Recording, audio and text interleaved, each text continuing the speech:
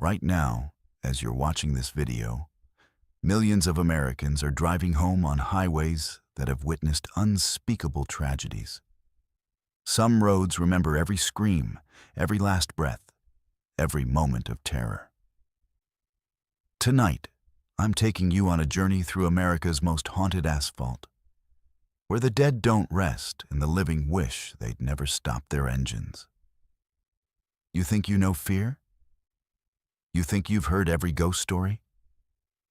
Think again. These aren't campfire tales or urban legends passed down through generations. These are documented encounters, witnessed by real people, on real highways that you might drive tomorrow night. From the phantom trucker of Route 491, who appears in your mirrors just before you die, to the screaming bridge where college students vanish without a trace, to the headless flagman who saves lives while seeking revenge for his own brutal death. Each story will drag you deeper into a nightmare that spans from coast to coast, connected by something far more sinister than coincidence. But here's what makes this different from every other horror channel you've subscribed to. I don't just tell you ghost stories. I take you inside the minds of the witnesses, into the police reports, into the very fabric of terror that these highways have woven into American folklore. If you're ready to discover why some roads should never be traveled alone, why certain exits should never be taken, and why the next time you see headlights in your rearview mirror at 3 a.m., you'll remember this moment. Then hit that subscribe button for verified fears right now, because once you start this journey with me, there's no turning back. Ring that notification bell, because trust me, you don't want to miss what's coming next. Are you ready to face the truth about what lurks on America's highways? Let's find out together. Let's move to our first story. And I want you to understand something right from the start. This isn't just another trucker ghost tale you've heard around truck stops. This is about Marcus Big Mike Rodriguez, a 23-year veteran of the long haul. A man who'd driven every godforsaken stretch of asphalt from Seattle to Miami and never believed in anything he couldn't see, touch, or fix with a wrench. Marcus was the kind of driver other truckers respected, punctual, professional, and practical to his core. He'd laugh at the CB radio ghost stories, the tales of phantom hitchhikers and spectral semis that supposedly haunted America's highways. That skepticism kept him sane through decades of midnight runs until one October night on Route 491 in Colorado, when everything he thought he knew about the road changed forever. Route 491 has a history that most drivers prefer not to discuss. Originally designated as Highway 666, it earned the nickname the Devil's Highway, not just for its ominous number, but for the disproportionate number of fatal accidents that occurred along its 200-mile stretch through Colorado, New Mexico, and Utah. The highway was renumbered in 2003 after years of sign theft and mounting pressure from religious groups. But changing numbers doesn't erase the blood that's been spilled on that asphalt. Marcus knew the statistics. He'd driven 491 hundreds of times. But statistics never kept him awake at night. What happened on October 15, 2019, however, would haunt him for the rest of his life. It was 2:47 a.m. when Marcus pulled his Peterbilt 379 onto Route 491 southbound, hauling a load of construction equipment from Denver to Albuquerque. The night was clear, temperature hovering around 38 degrees, with that crisp mountain air that usually made driving a pleasure. His CB radio crackled with the usual late-night chatter. Drivers sharing weather reports, warning about speed traps, the comfortable camaraderie of the road. Sarah Chen, his regular dispatch operator, had checked in at 2:30 a.m., confirming his route and expected arrival time. Everything was routine. Everything was normal. until Marcus glanced in his passenger side mirror and saw the headlights. At first, there was nothing unusual about another semi running the same route. The headlights appeared about a quarter-mile back, maintaining a steady distance, neither gaining nor falling behind. Marcus thought nothing of it. Professional drivers often found themselves in informal convoys, especially on long, lonely stretches like 491. But as the miles passed, something began to feel wrong. The truck behind him never varied its distance, never changed lanes, never even seemed to sway with the natural rhythm of the road. It was as if those headlights were locked onto his trailer, following with mechanical precision that no human driver could maintain. By mile marker 47, Marcus's unease had grown into genuine concern. He tried raising the trailing driver on the CB, cycling through channels 19, 17, and 9, but received no response. The headlights remained constant, unwavering, almost hypnotic in their steadiness. Marcus decided to test his follower. He gradually reduced his speed from 65 to 55 miles per hour, then to 50.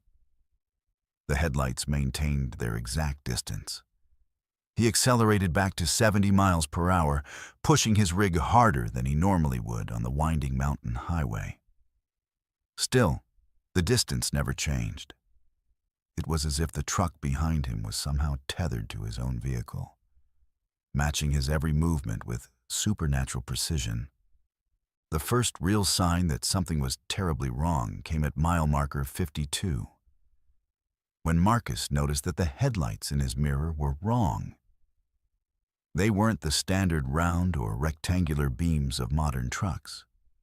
They were old-fashioned sealed beam headlights, the kind that hadn't been used on commercial vehicles since the 1970s. The light itself had a yellowish, almost sickly quality that seemed to penetrate the darkness in an unnatural way.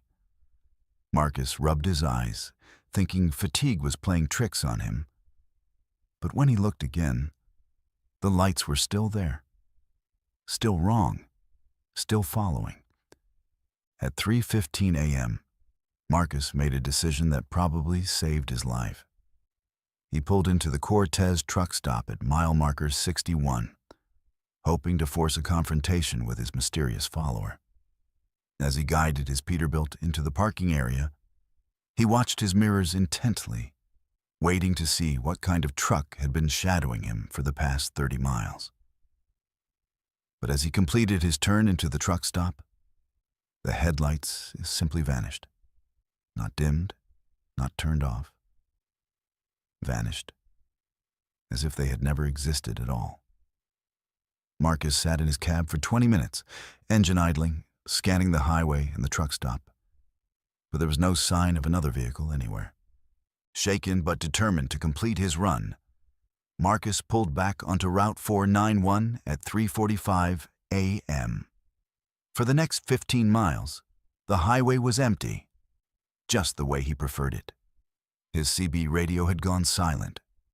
Not unusual for the late hour, but somehow the silence felt oppressive, as if the very air around his truck had thickened. Then, at mile marker 76, the headlights returned.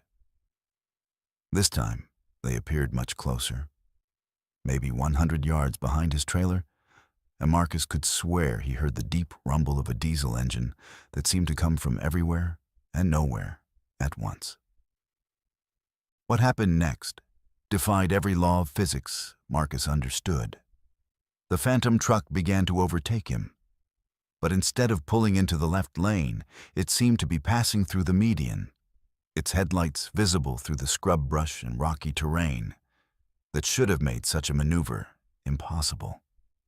Marcus watched in horror as the ghostly semi pulled alongside his cab, and for the first time, he could see the truck itself. It was a 1970s Kenworth, painted in a faded blue that seemed to absorb light rather than reflect it.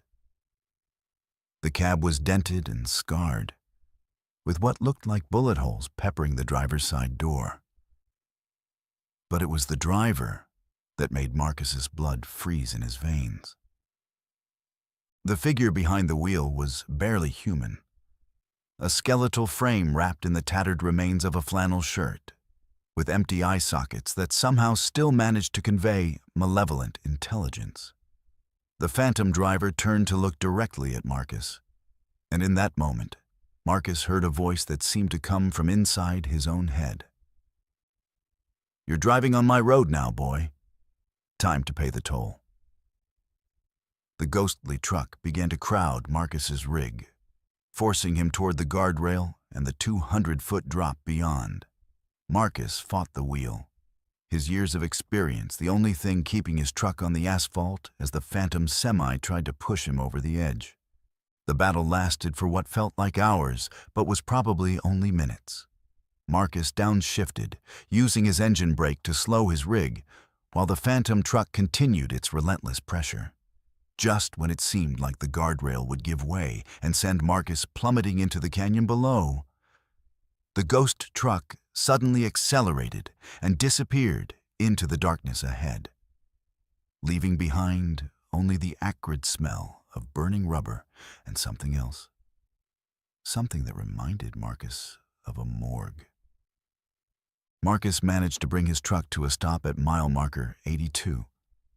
His hands shaking so badly he could barely key his CB radio.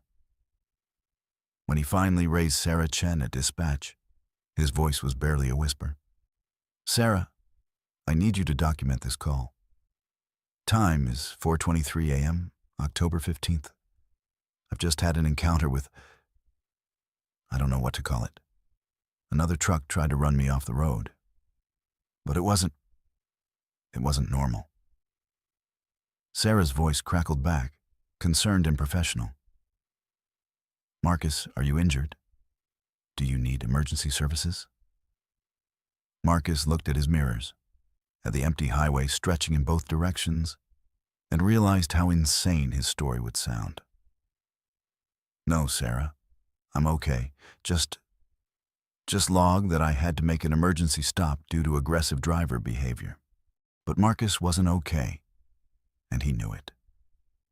As he prepared to resume his journey, he noticed something that made his blood run cold. There, burned into the asphalt beside his truck, were tire marks, not from his own vehicle, but from another semi. The marks were deep, as if made by a truck carrying an impossibly heavy load. And they formed a pattern that Marcus recognized from his military days. The skid marks spelled out a date: October 15th, 1974. Exactly 45 years ago to the day. Marcus completed his run to Albuquerque, but he never drove Route 491 again. He researched the date burned into the road and discovered that on October 15th, 1974, a trucker named Dale Morrison had been found dead in his overturned Kenworth at mile marker 82. The official cause of death was listed as a single-vehicle accident. But the investigating officer's notes mentioned something strange. Morrison's truck had been found with bullet holes in the driver's side door, and his body showed signs of a struggle. The case was never solved, and Dale Morrison was buried in an unmarked grave in Cortez, Colorado. Marcus retired from long-haul trucking 6 months later, but he still monitors the CB radio channels that cover Route 491. Every few months, he hears the same story. A trucker reporting aggressive behavior from another semi, always at night, always around mile marker 82. The descriptions are always the same. An old Kenworth with yellowish headlights, a skeletal driver, and the overwhelming smell of death. Marcus has tried to warn other drivers, but most dismiss his story as road fatigue or too much coffee. Those who believe him simply find another route. Because some roads, Marcus learned, never forget their dead, and some drivers never stop collecting their toll. Let's move to our second story. And this one will make you question everything you think you know about protective spirits and the price of curiosity. This takes us to the backwoods of Pennsylvania, where Susquehanna Road winds through dense forests and forgotten valleys like a scar across the landscape. This isn't a highway you'd find on any tourist map. It's a narrow, crumbling strip of asphalt that locals avoid after dark, and for good reason. The road earned its reputation in 1952 when a young woman named Catherine Mills drove her car off the bridge at Dead Man's Curve, plunging into the rocky creek bed below. Her screams echoed through the valley that night, and according to every generation since, they've never stopped. But what happened to 3 college students on Halloween night 2021 proves that some legends are far more dangerous than anyone imagined. Sophia Blackwood was a junior at Penn State, majoring in folklore and mythology, with a kind of academic curiosity that often leads to trouble. She'd been researching local legends for her thesis on supernatural folklore in rural Pennsylvania when she stumbled across references to the Susquehanna Screamer, a ghostly woman in white who appeared on the demolished bridge, warning drivers of impending doom with blood-curdling screams. The story fascinated Sophia because, unlike most ghost tales, this one had specific rules. You had to arrive at the bridge site at exactly midnight, honk your horn 3 times, and wait. If Catherine Mills deemed you worthy of her warning, she would appear and scream. If she didn't appear, it meant you were safe. If she appeared but remained silent, it meant your death was imminent and unavoidable. What made Sophia's research particularly compelling was the consistency of the accounts.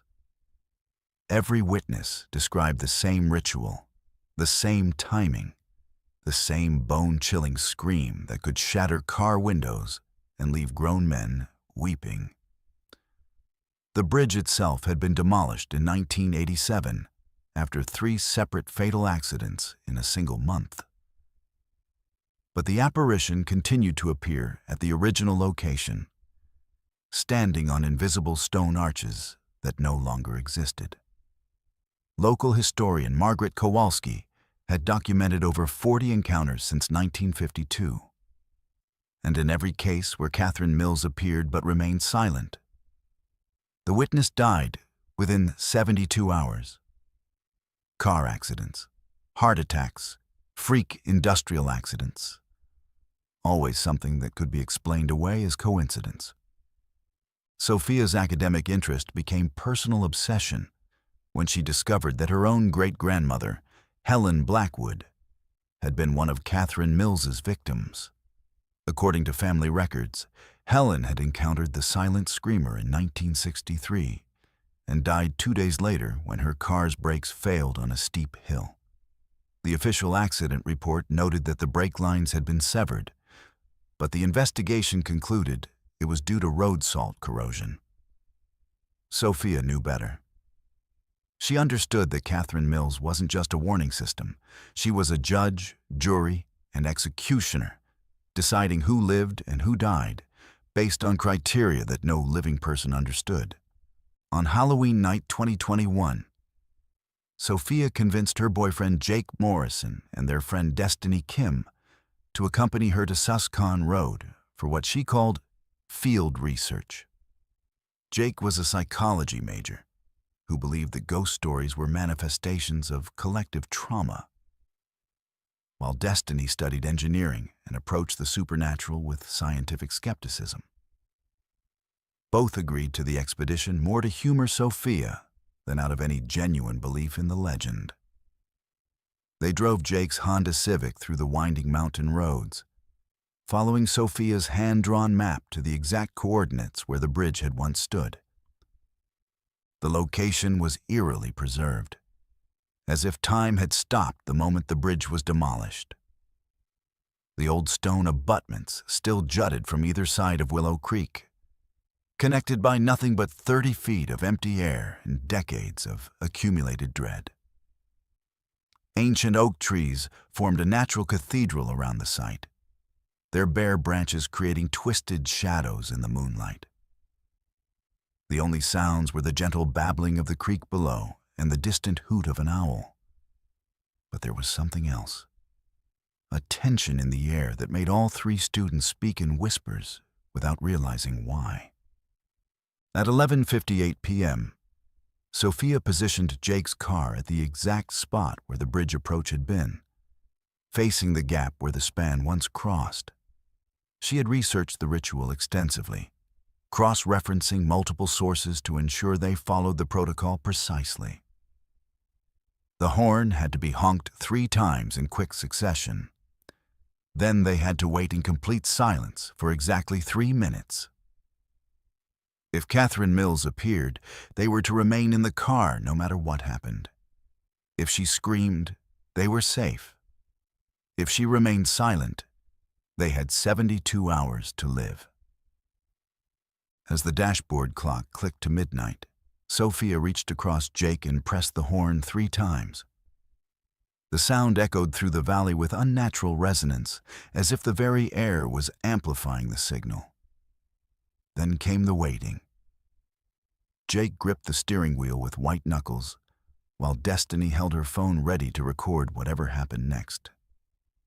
Sophia stared intently at the empty space where the bridge should have been, her heart pounding so hard she was sure the others could hear it. At 12:01 a.m., the temperature inside the car dropped 20 degrees in an instant. Their breath became visible, and frost began forming on the windows despite the mild October weather. The creek below stopped babbling, as if the water itself was holding its breath. Then, in the space between the stone abutments, a figure began to materialize. She appeared slowly, like a photograph developing in a dark room, becoming more solid with each passing second. Catherine Mills was exactly as the witnesses had described her. A young woman in her early 20s, wearing a white dress that seemed to glow with its own inner light. Her dark hair hung in wet strands around her face, and her eyes held the kind of sadness that comes from decades of unwilling servitude to forces beyond comprehension. She stood on the invisible bridge as if the stone and steel were still there, her bare feet positioned precisely where the roadway would have been. For a moment, she simply stared at the 3 students, her expression unreadable. Then Catherine Mills opened her mouth, and the scream that emerged was unlike anything any of them had ever heard. It wasn't just loud, it was a sound that seemed to bypass the ears and strike directly at the soul. The car windows didn't just crack, they exploded inward, showering the students with safety glass. The scream contained layers of anguish, rage, and warning that spoke to something primal in the human psyche. It was the sound of every mother who had lost a child, every lover who had been betrayed, every innocent who had died before their time. But as the scream reached its crescendo, something went wrong. Catherine Mills' expression changed from sorrowful warning to confused terror. She looked down at her feet, then back at the students, and her mouth opened again. This time, no sound emerged. She was trying to scream, desperately attempting to voice the warning that would save their lives. But she had been silenced by some force more powerful than her own ghostly will. Jake didn't wait to see what happened next. He threw the car into reverse and floored the accelerator, sending gravel flying as they backed away from the bridge site. In the rearview mirror, they could see Catherine Mills still standing on her invisible bridge, her mouth open in a silent scream, her arms reaching toward them in desperate supplication. She was trying to warn them, but something was preventing her from doing so. The drive back to campus was conducted in terrified silence. None of them spoke about what they had witnessed until they reached Jake's dorm room, where they sat in stunned contemplation of what the silent scream might mean. Sophia's research had been clear. If Catherine Mills appeared but remained silent, death was inevitable within 72 hours. But what they had witnessed was different. She had tried to scream, had been prevented from screaming, which suggested that whatever force controlled her had decided their fate independently of her usual judgment.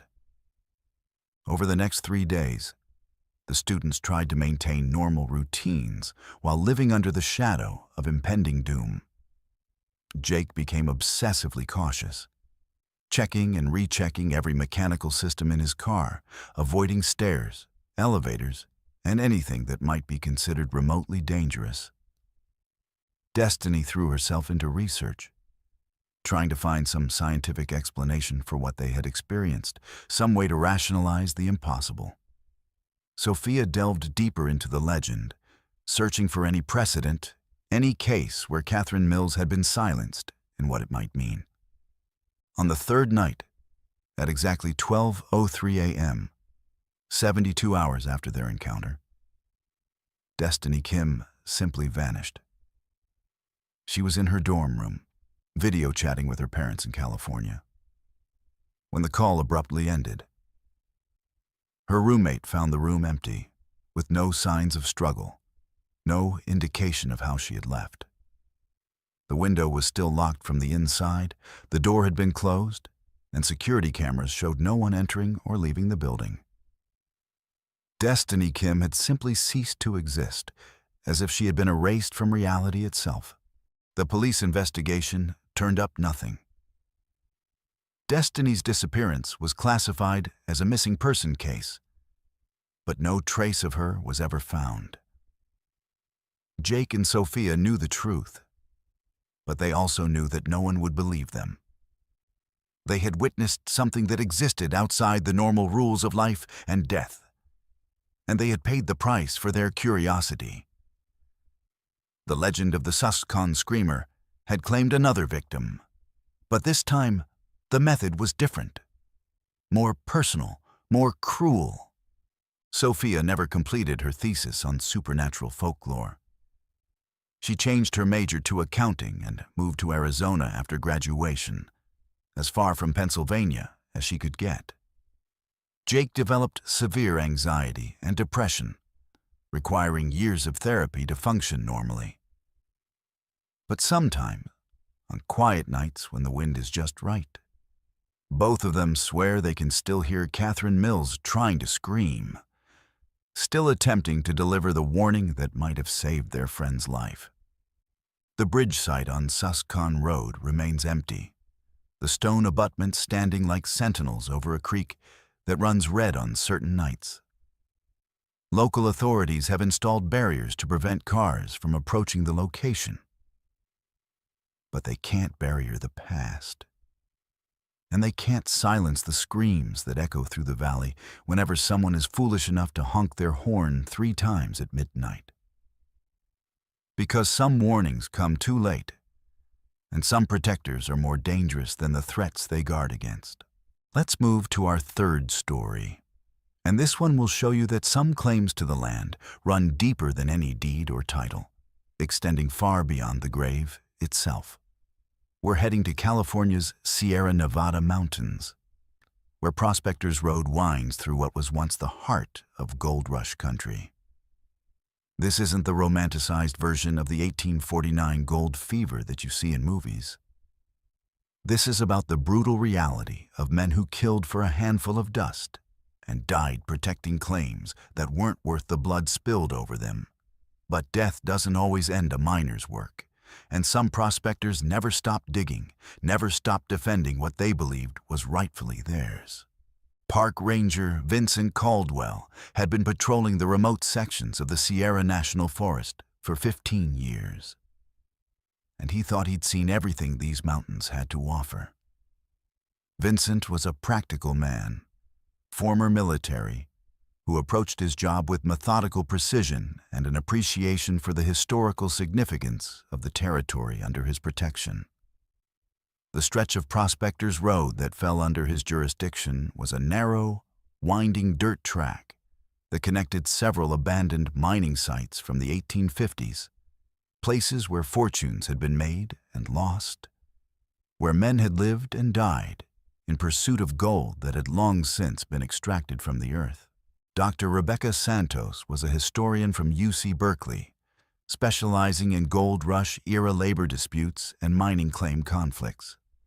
She had requested permission to conduct research in the remote sections of the forest, specifically focusing on a series of violent incidents that had occurred along Prospectors Road between 1851 and 1853.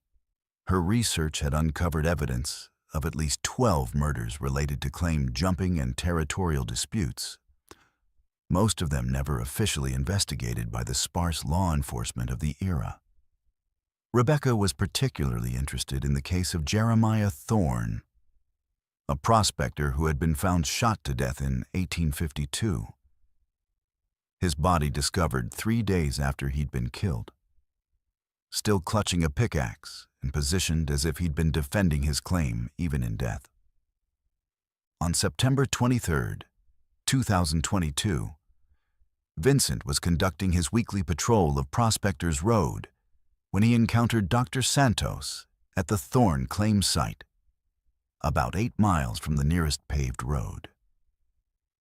She had set up a small research station with surveying equipment, metal detectors, and historical documents spread across a folding table. The location was marked by a few rotting wooden posts and a rusted sign that read, "Thorne's Luck, established 1851. But there was something about the place that had always made Vincent uncomfortable. The vegetation grew differently here, stunted and sparse, as if the soil itself was poisoned by old violence. Dr. Santos explained her research to Vincent as they walked the boundaries of the original claim.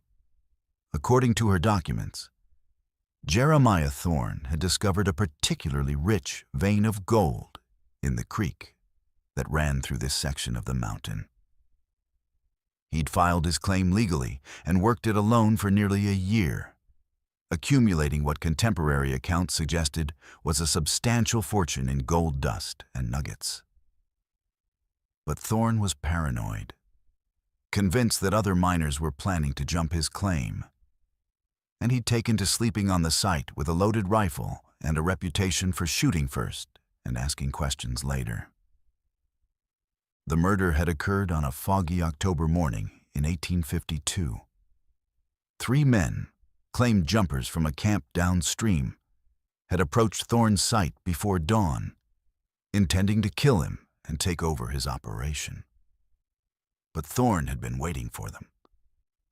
The gunfight that followed left all 4 men dead, with Thorne managing to kill his 3 attackers before succumbing to his own wounds.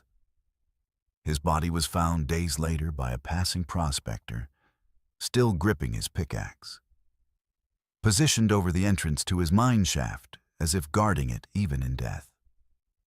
What made the case particularly interesting to Dr. Santos was what happened afterward. Every attempt to work Thorne's claim had ended in disaster. The 3 men who tried to take over the site in 1853 were found dead of apparent heart attacks. Despite being young and healthy, a mining company that purchased the claim in 1854 lost 5 workers in a series of accidents, cave-ins, equipment failures, and unexplained falls before abandoning the operation. By 1860, the site had gained such a sinister reputation that no one would work it, and it had remained untouched ever since. As Vincent and Dr. Santos discussed the historical significance of the site, they began to notice something strange. The forest around them had gone completely silent. No bird songs, no insect buzzing, no rustling of small animals in the underbrush. The temperature had dropped noticeably despite the afternoon sun, and there was a smell in the air that Vincent couldn't identify. Something metallic and organic, like old blood mixed with fresh earth. Dr. Santos was taking photographs of the claim markers when she stopped suddenly, her camera frozen halfway to her face. "Did you hear that?" she whispered, her voice barely audible. Vincent strained his ears, and then he heard it too. A rhythmic tapping sound, like metal striking stone, coming from somewhere beneath their feet. The sound was faint but persistent, following a pattern that suggested deliberate, methodical work. It was the unmistakable sound of a pickaxe biting into rock. But there was no one else in the area, and the nearest active mining operation was over 50 miles away. The tapping continued for several minutes, growing gradually louder and more insistent. Vincent checked his radio, thinking the sound might be some kind of interference, but the device was silent. Dr. Santos had gone pale, her academic composure cracking as she realized that her historical research was becoming a very real and present danger. The sound seemed to be moving, following the old creek bed that ran through Thorne's claim, as if someone was working their way along the original vein of gold. Then came the voice, a harsh whisper that seemed to emerge from the very ground beneath their feet. "Get off my claim." The words were clear and unmistakable, spoken with the kind of authority that comes from absolute conviction. Vincent's hand instinctively moved to his service weapon. But what could he arrest? What could he shoot? The voice came again, louder this time, with an edge of violence that made both researchers step backward. "This is my gold, my claim, my mountain." Dr. Santos tried to maintain her scientific objectivity, pulling out a digital recorder and attempting to document what they were experiencing. But as she raised the device, the tapping sound stopped abruptly, replaced by a silence so complete it felt oppressive. The air grew thick and heavy, as if a storm was approaching, but the sky remained clear. Then, from the direction of the old mine shaft, came the sound of footsteps. Heavy boots on rocky ground, moving with the deliberate pace of someone who knew exactly where they were going. Vincent grabbed Dr. Santos by the arm and began backing toward their vehicles. But the footsteps followed them, maintaining a constant distance of about 20 feet. They couldn't see anyone, but they could hear the crunch of gravel, the scrape of metal against stone, and something else. Labored breathing, as if whoever was following them was carrying a heavy burden. The smell of old blood grew stronger, mixed now with the acrid scent of gunpowder and something that reminded Vincent of his military days, the unmistakable odor of violent death. As they reached Vincent's Ranger vehicle, Dr. Santos made a crucial mistake. She turned to look back at the claim site, and what she saw made her scream. Standing among the rotting claim posts was the figure of a man. Tall, gaunt, wearing the rough clothes of a 1850s prospector. His face was partially obscured by a wide-brimmed hat, but they could see enough to know that this was not a living person. His skin had the gray pallor of old corpse, and there were dark stains across his chest that could only be dried blood. In his hands, he carried a pickaxe that gleamed with an unnatural light, as if it had been forged from something other than ordinary steel. The phantom prospector raised his pickaxe and pointed it directly at Dr. Santos, and when he spoke, his voice carried across the distance with supernatural clarity. "You want to know about my claim? You want to dig up my secrets? Then stay and work. Stay and dig. Stay and die like the others." The figure began walking toward them, not with the shambling gait of a movie zombie, but with the determined stride of a man who had work to finish and wouldn't be deterred by something as trivial as death. Vincent didn't wait to see what would happen next. He shoved Dr. Santos into the passenger seat of his vehicle and gunned the engine, sending gravel flying as they raced down Prospector's Road toward the main highway. In his rearview mirror, he could see the phantom prospector standing in the middle of the road, still pointing his pickaxe in their direction, growing smaller, but somehow no less menacing as the distance increased. They drove in silence for the first 10 miles, both trying to process what they had experienced. Dr. Santos was the first to speak, her voice shaky but determined. "We have to go back. This is the discovery of a lifetime. Documented evidence of post-mortem consciousness, of territorial behavior extending beyond biological death." But Vincent was already shaking his head.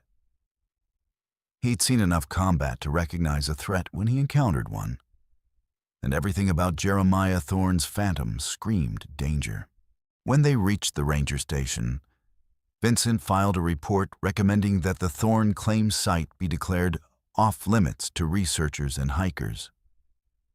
He cited unstable ground conditions and potential environmental hazards, but he knew the real reason. Some places were meant to remain undisturbed.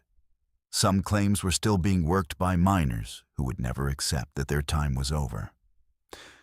Dr. Santos returned to Berkeley and tried to organize a follow-up expedition, but she found it impossible to recruit volunteers. Word had spread through the academic community about her experience on Prospector's Road, and while some colleagues expressed interest in her findings, none were willing to risk a personal encounter with Jeremiah Thorne's ghost. Her research remained incomplete, her evidence dismissed as stress-induced hallucination by skeptical peers. But Vincent continued his patrols of the area, and over the following months, he documented a pattern of strange incidents. Hikers reported hearing pickaxe sounds and whispered warnings to stay away. Metal detectorists found their equipment malfunctioning in specific areas around the old claim. Most disturbing of all, 3 separate individuals who ignored the posted warnings and attempted to explore the Thorne site were found unconscious, with no memory of what had happened to them, but bearing strange marks on their hands, calluses and cuts consistent with prolonged use of mining tools. Vincent realized that Jeremiah Thorne wasn't just defending his claim anymore. He was recruiting workers, trying to force the living to complete the work that death had interrupted. The phantom prospector had found a way to continue his mining operation, using unwilling laborers who had no choice but to dig until they collapsed from exhaustion or worse. The Thorne claim site remains officially closed to the public, marked with warnings about unstable ground and environmental hazards. But Vincent knows the truth, and on quiet nights when he's patrolling the remote sections of Prospector's Road, he can still hear the sound of pickaxe striking stone, still smell the mixture of blood and gunpowder that marks Jeremiah Thorne's eternal claim. Because some men never stop working, never stop defending what they believe is theirs. And death is just another shift change in a mine that never closes. Let's move to our 4th story. And this one will challenge everything you think you know about time, death, and the thin line between helping someone and becoming their victim. We're traveling to the desolate stretch of Route 2A that cuts through Maine's Haynesville woods, a place where the trees grow so thick they block out the sun even at midday, and where the winter cold can kill you in minutes if your car breaks down. This is a road where good Samaritans go to die, where acts of kindness become invitations to something far more sinister than a simple ghost story. Insurance adjuster Daniel Reeves had been driving Route 2A for 12 years, making his monthly rounds to assess claims in the remote communities scattered throughout Washington County. Daniel was the kind of man who took pride in his reliability, punctual, methodical, and genuinely concerned about the people whose lives had been disrupted by accidents, fires, and natural disasters. He'd helped countless families navigate the bureaucratic maze of insurance claims, often going above and beyond his job requirements because he understood that behind every file number was a human being in crisis. On February 14th, 2023, Daniel was driving home from a particularly difficult case, a house fire that had left a young family homeless just before Valentine's Day. The temperature had dropped to -15 degrees, and a winter storm was moving in from the north, turning the already treacherous mountain road into a sheet of black ice. Daniel's Ford Explorer was equipped with snow tires and four-wheel drive. But he knew that Route 2A in winter conditions was dangerous, even for experienced drivers. The road had claimed dozens of lives over the years, earning it the nickname Death's Highway among locals who avoided it whenever possible.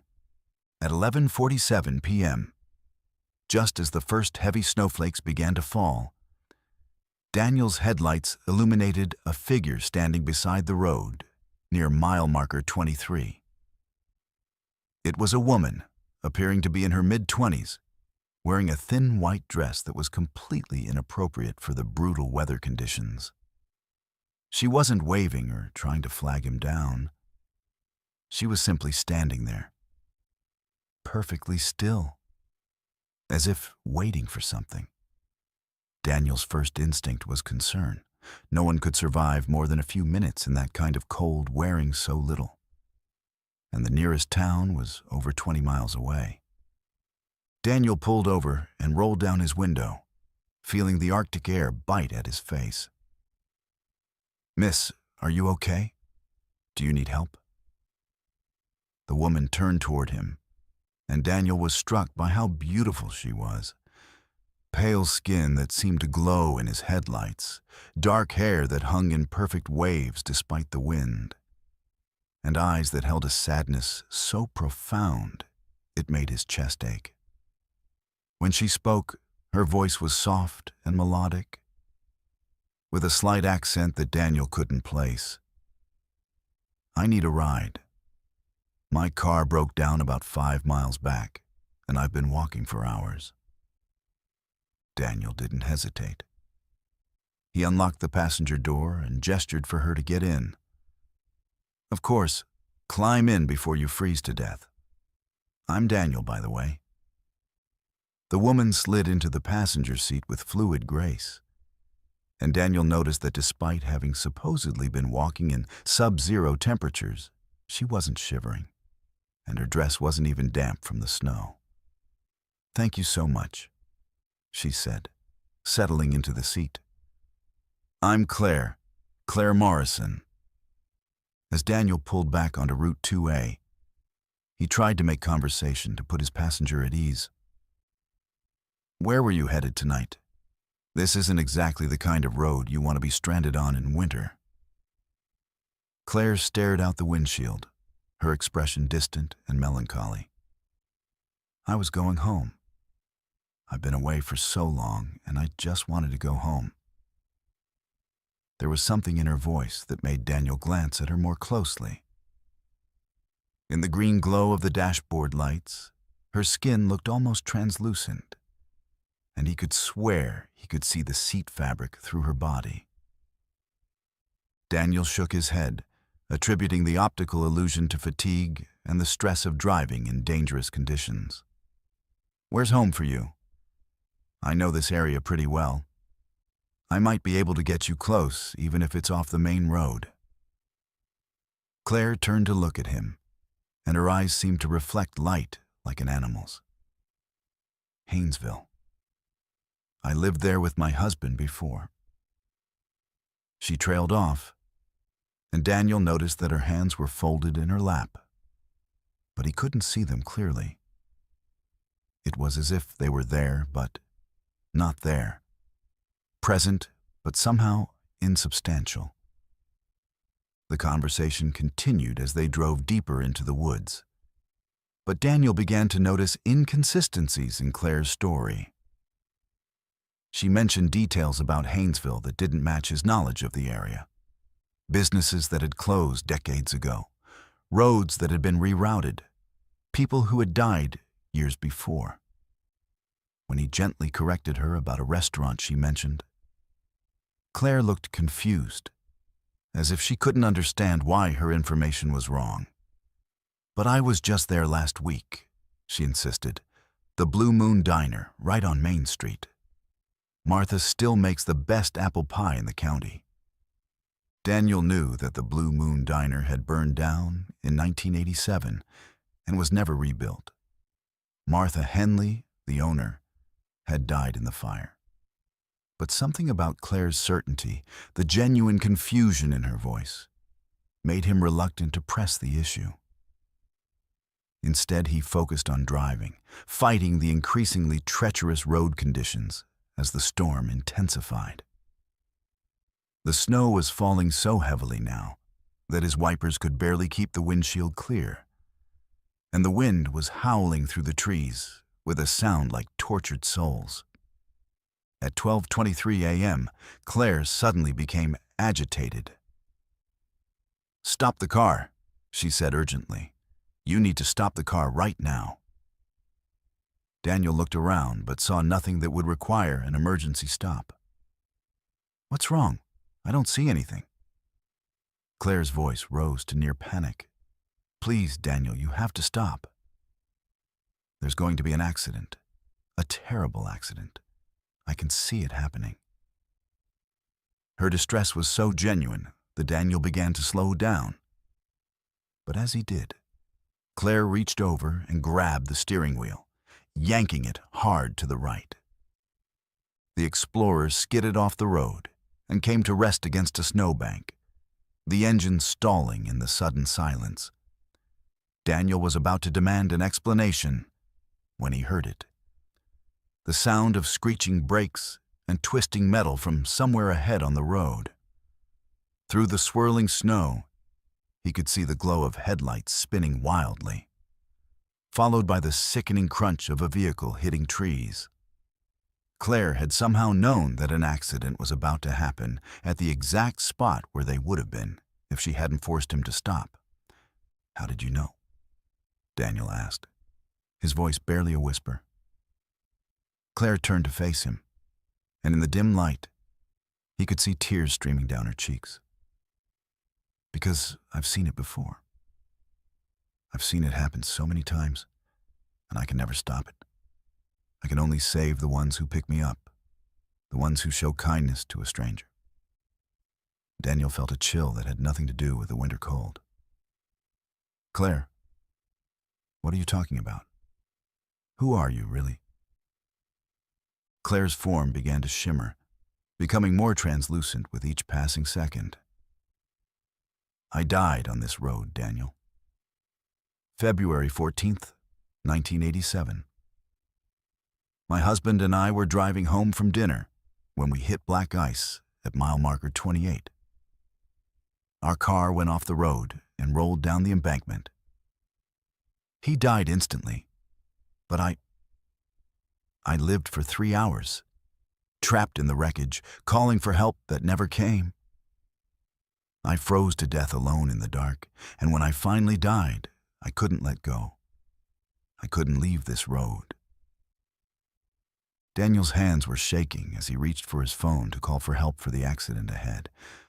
But Claire continued her story. "Every night, I walk this road, looking for drivers who might suffer the same fate. When someone stops to help me, someone who shows the kindness that no one showed me, I try to save them from the accidents I can see coming. But there's a price, Daniel. There's always a price for cheating death."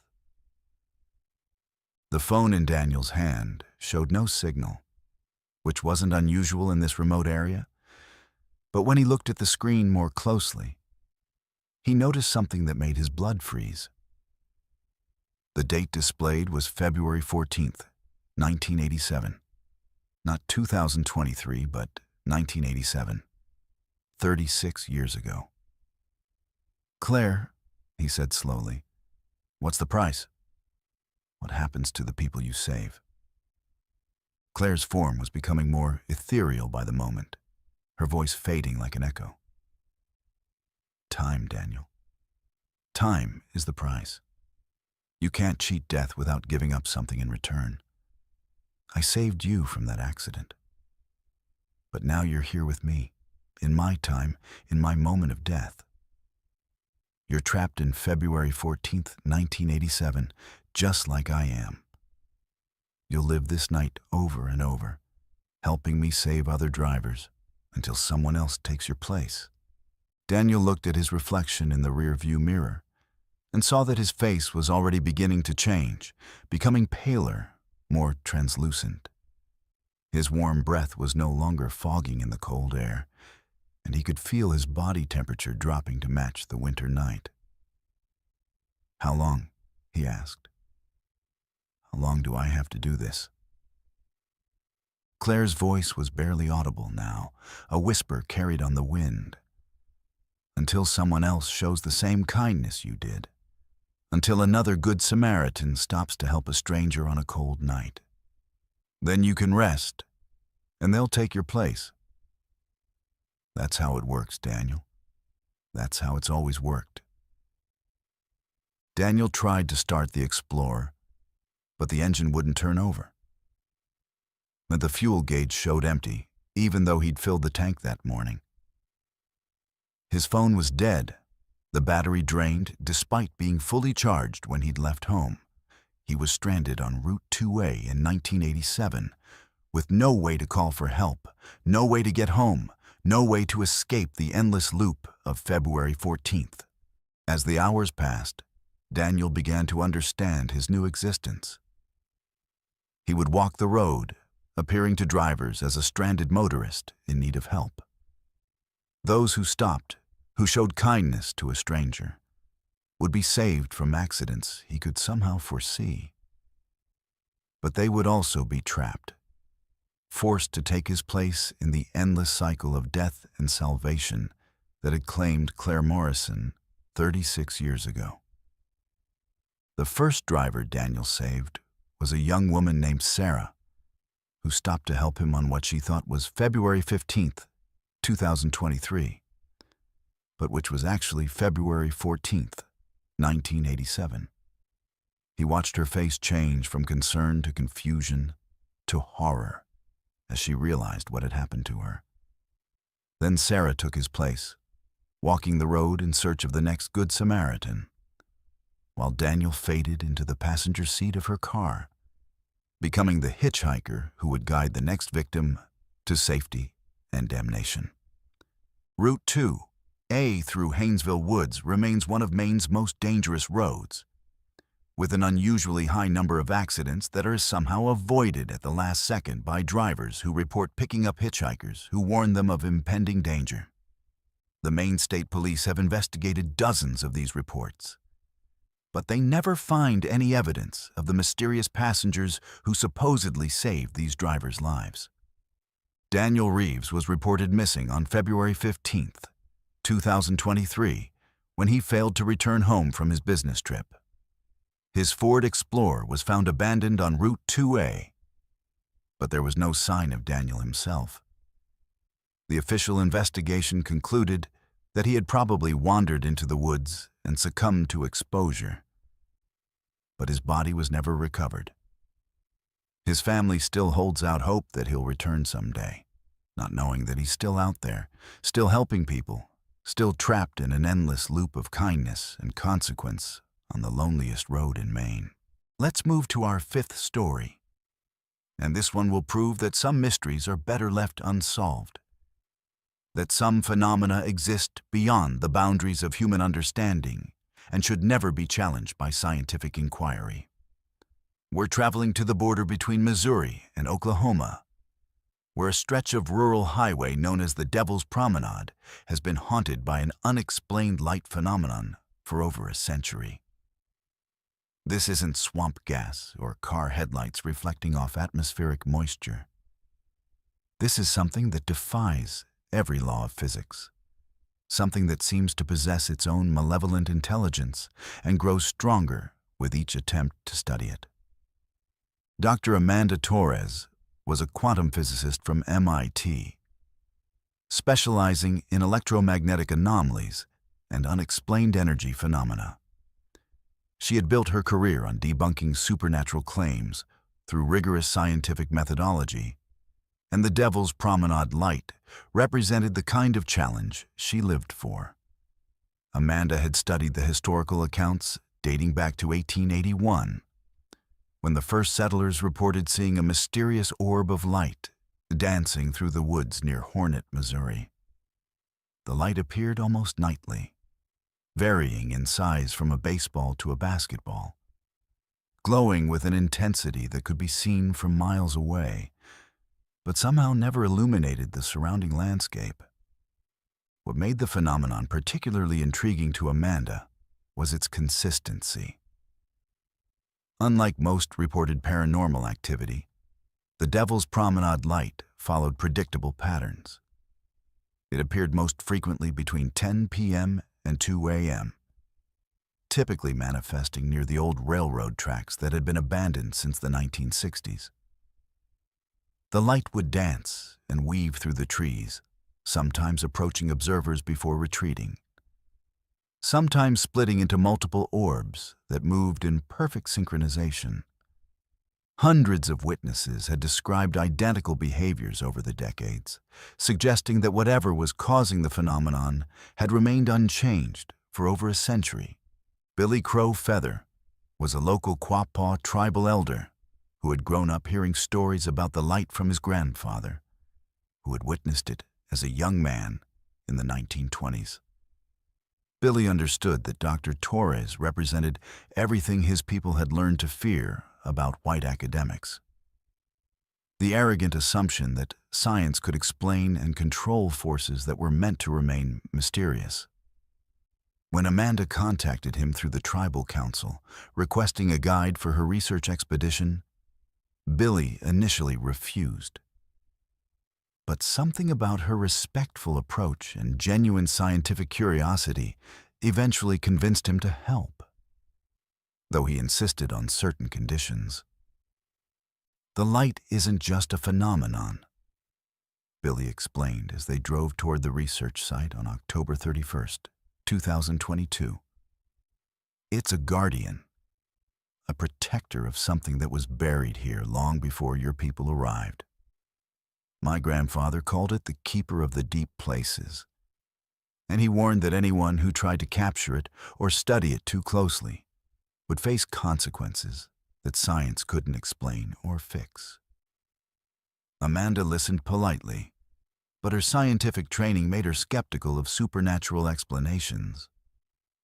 She was convinced that the light was some form of piezoelectric phenomenon, possibly related to underground quartz deposits being compressed by seismic activity. Amanda had brought an impressive array of equipment: electromagnetic field detectors, infrared cameras, spectrometers, and a custom-built containment device that she believed could capture and analyze the light's energy signature. Her plan was to set up a perimeter of sensors around the most active area, then use focused electromagnetic pulses to interact with the phenomenon and determine its true nature. Billy watched her unpack the sophisticated instruments with growing unease, muttering prayers in his native language that Amanda assumed were simple cultural rituals.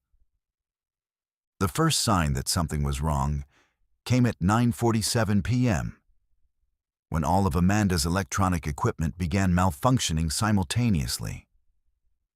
The electromagnetic field detectors started registering readings that were off the charts. The infrared cameras showed temperature fluctuations that defied thermodynamics, and the spectrometer began displaying wavelengths that didn't exist in any known spectrum. Amanda was thrilled rather than concerned. These anomalous readings suggested that she was on the verge of discovering something revolutionary, something that would rewrite the textbooks on electromagnetic theory. At 10:15 p.m., the light appeared. It started as a small, dim glow about 50 yards away, hovering just above the old railroad tracks. Amanda immediately began recording, her instruments capturing data at an unprecedented rate. The light seemed to pulse with its own heartbeat, growing brighter and larger with each rhythmic expansion. But as Amanda watched through her equipment, she noticed something that made her scientific excitement turn to unease. The light wasn't just moving randomly. It was responding to her presence, to her instruments, as if it was aware of being studied. Billy had positioned himself at the edge of the clearing, far from Amanda's equipment array, and he was chanting softly in Quapaw. The light seemed to react to his voice, pulsing in rhythm with his words, and Amanda realized that there was some form of communication occurring between the tribal elder and the phenomenon.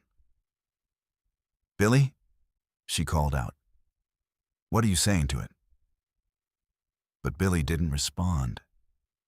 His eyes had rolled back in his head, and he was speaking in a voice that didn't sound entirely his own. The light began to move closer, and Amanda's instruments registered energy levels that should have been impossible. The electromagnetic readings were so intense that her equipment should have been fried. But instead, it seemed to be drawing power from the phenomenon itself. The light was feeding her machines, giving them the energy they needed to study it, as if it wanted to be analyzed, wanted to be understood. Amanda was so focused on her data that she didn't notice the changes beginning to occur in her own body. At 11:23 p.m., the light suddenly expanded to the size of a small building, engulfing Amanda and her equipment in a brilliant white radiance that somehow cast no shadows. Inside the light, Amanda found herself in a place that existed outside normal space and time.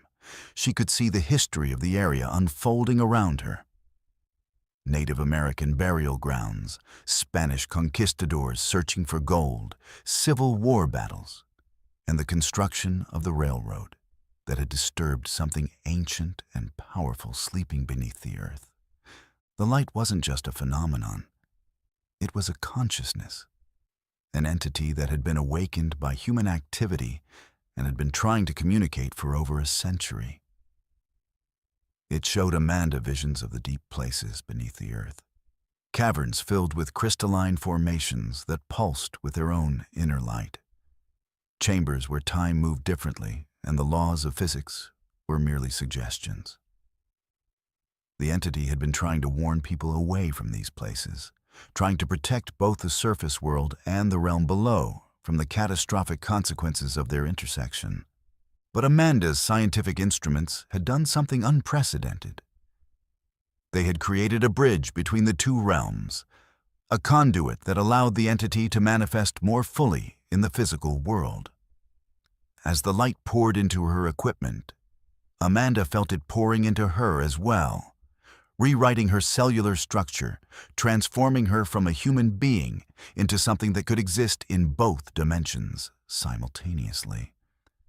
The process was excruciating and ecstatic at the same time, like being torn apart and rebuilt at the molecular level. Billy's chanting grew more urgent, and Amanda realized that he was trying to perform some kind of cleansing ritual, attempting to sever the connection between her and the entity before the transformation became irreversible. But it was too late. The light had found what it had been searching for: a human consciousness sophisticated enough to understand its nature, someone who could serve as a permanent bridge between the worlds. Amanda felt her individual identity dissolving, becoming part of something vast and ancient and utterly alien. When the light finally receded at 2:17 a.m., Billy found Amanda standing motionless in the center of her destroyed equipment. Her eyes glowed with the same ethereal radiance as the phenomenon. And when she spoke, her voice carried harmonics that no human throat could produce. "I understand now," she said. But the words seemed to come from everywhere and nowhere at once. "I can see the deep places, the chambers beneath the earth where time flows backward and light has weight. The entity isn't malevolent. It's trying to protect us from something much worse." Billy approached her carefully. recognizing the signs of spiritual possession that his grandfather had described. "Dr. Torres, you need to fight this. You need to remember who you are, remember your world." But Amanda shook her head, and the movement sent ripples of light through the air around her. "I can't go back, Billy. I've seen too much, become too much. The entity needs someone who can exist in both realms, someone who can stand guard at the threshold. That's my purpose now." Over the following weeks, Billy watched Amanda's transformation accelerate. She stopped eating, stopped sleeping, stopped engaging in any recognizably human behavior. Instead, she would stand in the woods near the old railroad tracks, her body glowing with increasing intensity, serving as a beacon for the entity that had claimed her. The Devil's Promenade light still appeared, but now it was accompanied by a second light, Amanda herself, transformed into a guardian of the deep places. The official investigation into Amanda's disappearance concluded that she had suffered some kind of psychological breakdown and wandered into the wilderness, where she presumably died of exposure. Her equipment was found destroyed by what appeared to be a massive electrical surge, and her research notes were filled with increasingly incoherent references to dimensional bridges and crystalline consciousness. The scientific community dismissed her final recordings as the ravings of a mind pushed beyond its limits by isolation and obsession.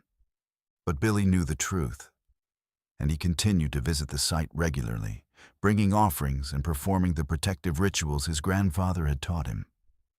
Sometimes, on clear nights when the moon was dark, he could see both lights dancing together through the trees, the ancient entity and its new human guardian, protecting the boundary between worlds that should never meet. The Devil's Promenade light continues to appear, but now it's accompanied by a second phenomenon that locals have begun calling the scientist's ghost. Visitors report seeing a woman in modern clothing standing among the trees, her body glowing with the same ethereal light as the original phenomenon. She doesn't interact with observers, but her presence seems to make the original light more active, more responsive to human presence.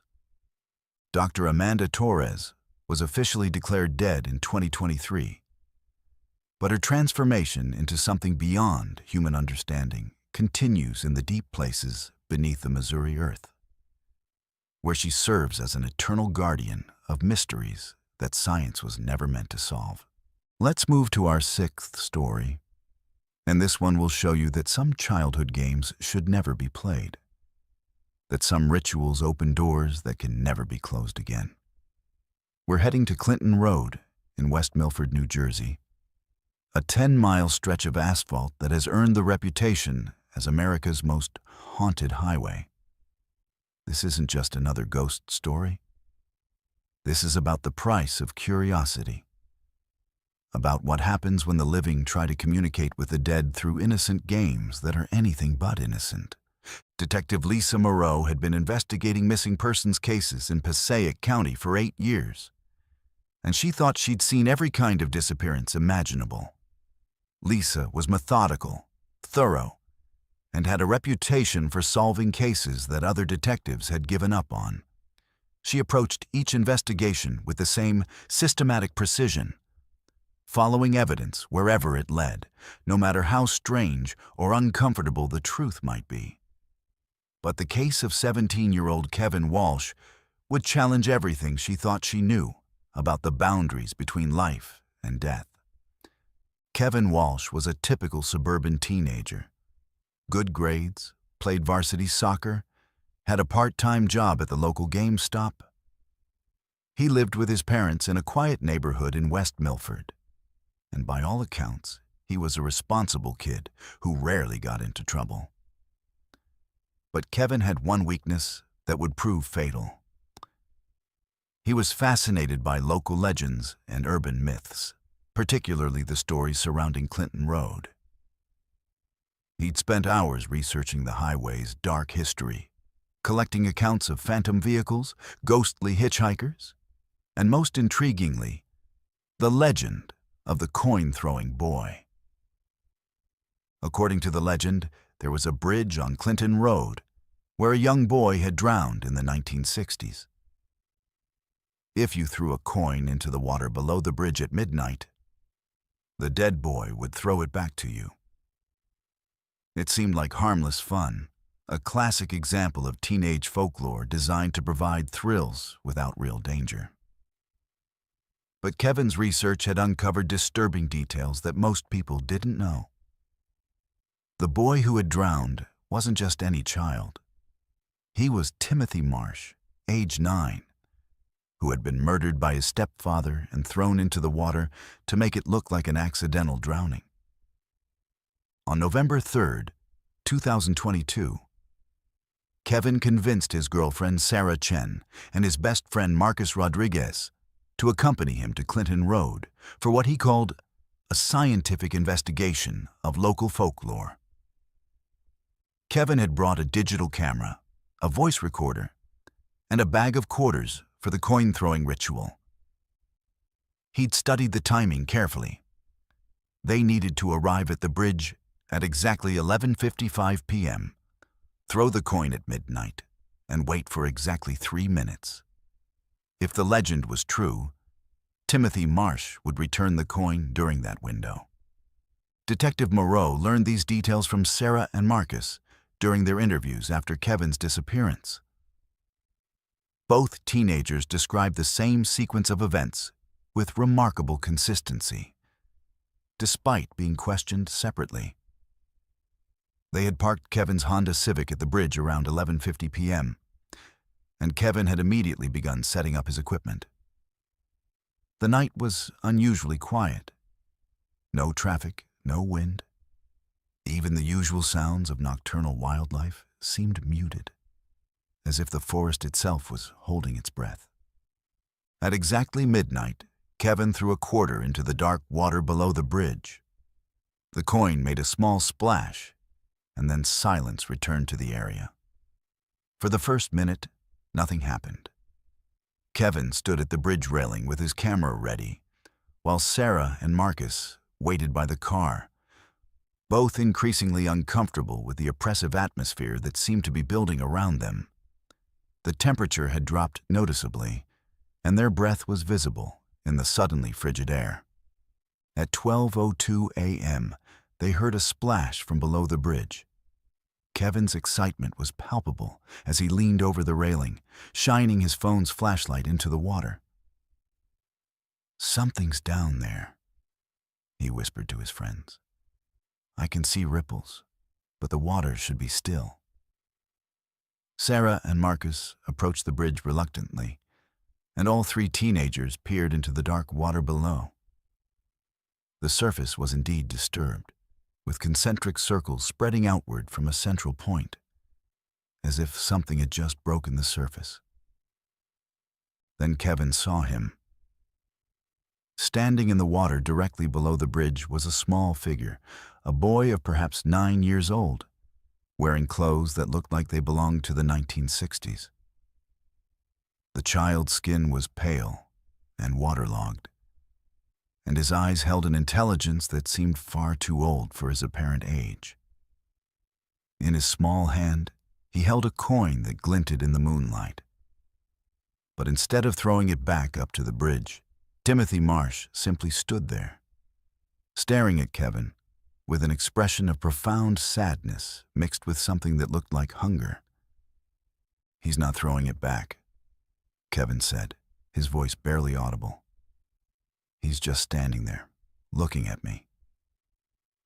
Sarah grabbed Kevin's arm, trying to pull him away from the railing. "Kevin, we need to leave. This doesn't feel right." But Kevin was transfixed by the ghostly child below. He could see Timothy's mouth moving, as if the boy was trying to speak. But no sound reached the bridge. The dead child raised his free hand and beckoned to Kevin, a gesture that was both innocent and terrifying. What happened next would haunt Sarah and Marcus for the rest of their lives. Kevin began to climb over the bridge railing, moving with the mechanical precision of someone who was no longer in control of his own actions. "I need to go down there," he said, his voice flat and emotionless. "He wants me to come down and get the coin myself." Sarah and Marcus grabbed him, trying to pull him back from the edge, but Kevin fought them with supernatural strength that his normal teenage frame shouldn't have possessed. During the struggle, Kevin's camera fell into the water below, but not before capturing several images that would later prove crucial to Detective Moreau's investigation. The photos showed Timothy Marsh standing in the water, but they also revealed something else. The ghostly boy wasn't alone. Surrounding him in the dark water were dozens of other figures, all children, all with the same waterlogged appearance and ancient eyes. They were reaching upward toward the bridge, their small hands grasping at the air as if trying to pull something down to join them. Kevin broke free from his friend's grip and jumped into the water below. Sarah and Marcus heard the splash, followed by Kevin's voice calling out in excitement, "I can see them all. There are so many of them down here." But when they shined their phone lights into the water, they saw only ripples spreading across the surface. Kevin had vanished completely, as if the water had swallowed him without a trace. Sarah immediately called 911, and within an hour, the area was swarming with emergency responders. Divers searched the water throughout the night. But the creek below the bridge was only 4 feet deep, not nearly deep enough for someone to drown, let alone disappear completely. The search expanded to include the surrounding woods, with tracking dogs and thermal imaging equipment. But no trace of Kevin Walsh was ever found. Detective Moreau took over the case the following morning, and her investigation revealed disturbing patterns that went back decades. The Clinton Road Bridge had been the site of numerous disappearances over the years, almost all involving teenagers who had come to perform the coin-throwing ritual. The official records showed these cases as runaways or accidental drownings. But Moreau's deeper investigation revealed that none of the bodies had ever been recovered, despite the shallow water and intensive search efforts. The photographs from Kevin's camera, recovered by divers, provided the most compelling evidence. The images showed not just Timothy Marsh, but an entire congregation of ghostly children standing in water that should have been too shallow to submerge them. Digital analysis revealed that the water in the photos appeared to be much deeper than the actual creek, as if the camera had captured a different reality than what existed in the physical world. Moreau's investigation led her to the historical records of Timothy Marsh's death in 1967. The boy had indeed drowned in the creek below the bridge. But the circumstances were far more sinister than the legend suggested. Timothy hadn't been murdered by his stepfather. He had been the victim of a serial killer who had targeted children throughout the 1960s. The killer had used the isolated location to dispose of at least 12 victims, all children between the ages of 8 and 12, all thrown into the water to make their deaths look accidental. The most disturbing discovery came when Moreau examined the timeline of disappearances. Every teenager who had vanished at the bridge had done so on the anniversary of one of the original murders. Kevin Walsh had disappeared on November 3rd, which was exactly 55 years after Timothy Marsh's death. The pattern suggested that the ghostly children weren't just returning coins. They were collecting replacements, drawing living teenagers into their underwater realm to join their eternal vigil. 3 weeks after Kevin's disappearance, Sarah Chen reported a disturbing encounter. She had been driving past the Clinton Road Bridge when she saw a figure standing on the railing. A teenager who looked exactly like Kevin. but with the same waterlogged appearance and ancient eyes as the ghostly children in the photographs. The figure had waved to her, and she could swear she heard Kevin's voice calling her name, inviting her to join him in the water below. Detective Moreau arranged for surveillance of the bridge, but the equipment malfunctioned every night at exactly midnight. Cameras would show static, audio recorders would capture only the sound of rushing water, and motion sensors would trigger without detecting any physical presence. The bridge had become a dead zone for technology, a place where the normal rules of physics and electronics no longer applied. The case of Kevin Walsh remains officially unsolved, classified as a missing person with no leads. But Detective Moreau knows the truth, and she's made it her mission to warn other teenagers away from Clinton Road. She's documented 17 similar disappearances over the past 40 years, all following the same pattern, all occurring at the bridge where Timothy Marsh and his fellow victims continue their eternal game of collecting coins and souls. The coin-throwing ritual at Clinton Road continues to attract curious teenagers, despite warnings from local authorities. But those who know the true history of the bridge understand that some games have rules that extend far beyond the living world, and some coins carry a price that can never be repaid. Because when you throw money into water where children have died, sometimes they decide to keep more than just your quarter. Let's move to our 7th story. And this one will prove that some roads are built on foundations of blood and greed, where the ghosts of the past refuse to let the living forget the sins that paved their way to prosperity. We're traveling to Arizona's legendary Route 66, specifically the treacherous stretch known as the Oatman Highway, where the desert heat can kill you during the day and the spirits of murdered miners hunt for justice in the darkness. This isn't just another roadside attraction ghost story. This is about viral fame built on tragedy, about content creators who discover that some stories are too dangerous to tell. Jessica Reeves was a travel blogger and social media influencer who had built her career on exploring America's forgotten places and abandoned towns.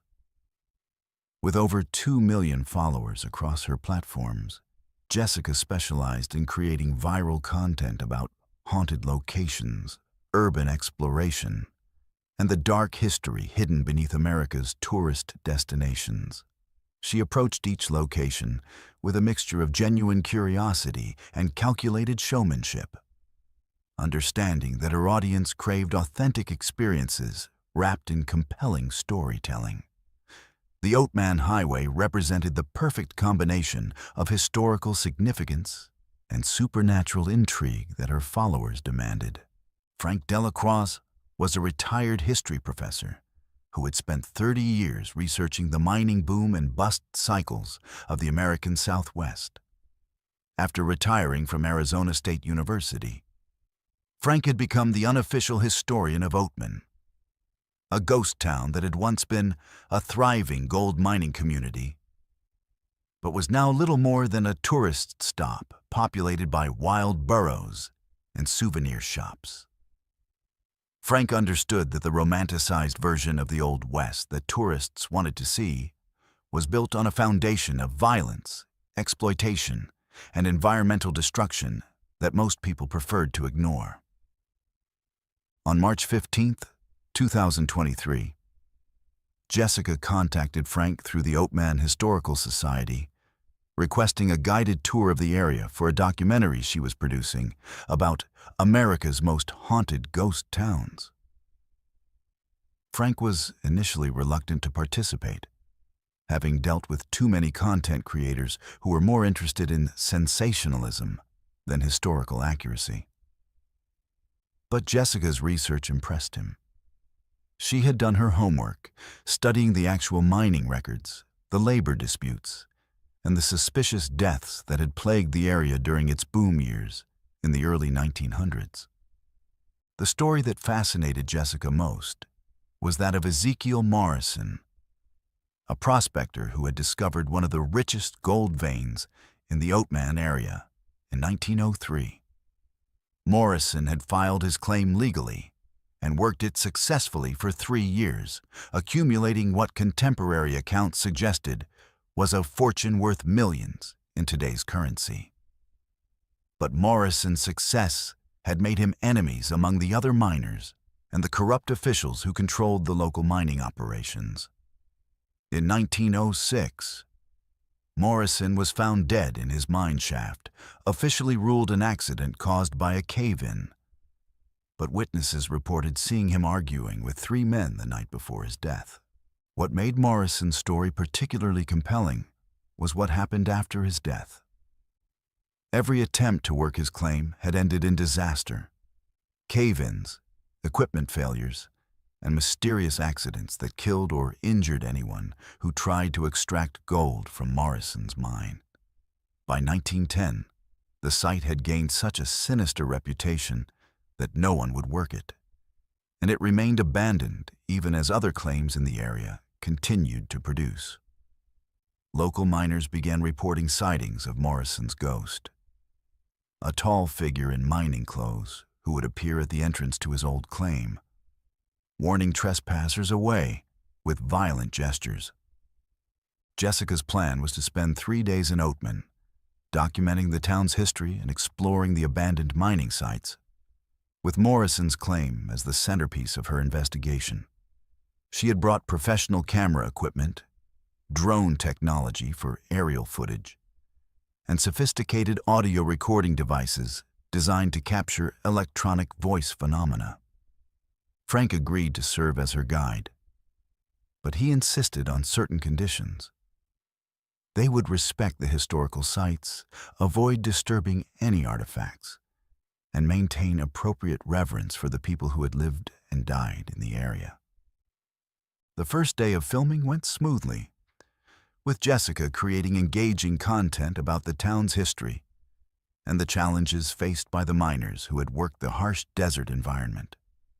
Frank proved to be an excellent interview subject, providing historical context and personal anecdotes that brought the past to life for Jessica's audience. But as they prepared to visit Morrison's claim on the second day, Frank noticed changes in the environment that made him increasingly uncomfortable. The desert around Morrison's claim was unnaturally quiet. No bird songs, no insect buzzing, no rustling of small animals in the scrub brush.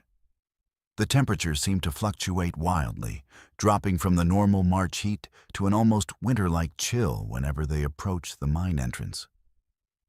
Most disturbing of all, Jessica's electronic equipment began malfunctioning in ways that Frank had never seen before.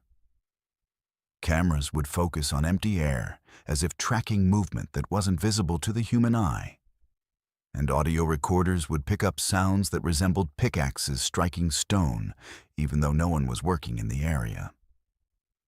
At 2:47 p.m., while Jessica was filming an introduction segment near the mine entrance, Frank noticed a shadow moving across the desert floor, a human-shaped silhouette that seemed to be cast by someone standing directly behind Jessica, even though no one was there.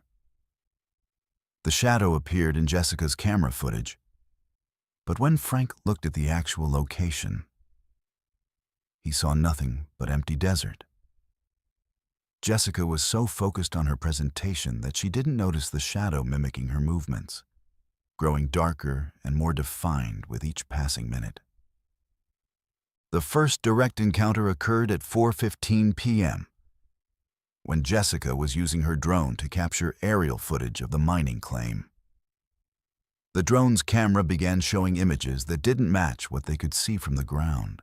Structures that had been demolished decades ago, mining equipment that had long since been removed, and most unnervingly, human figures moving around the site as if the mine was still in active operation.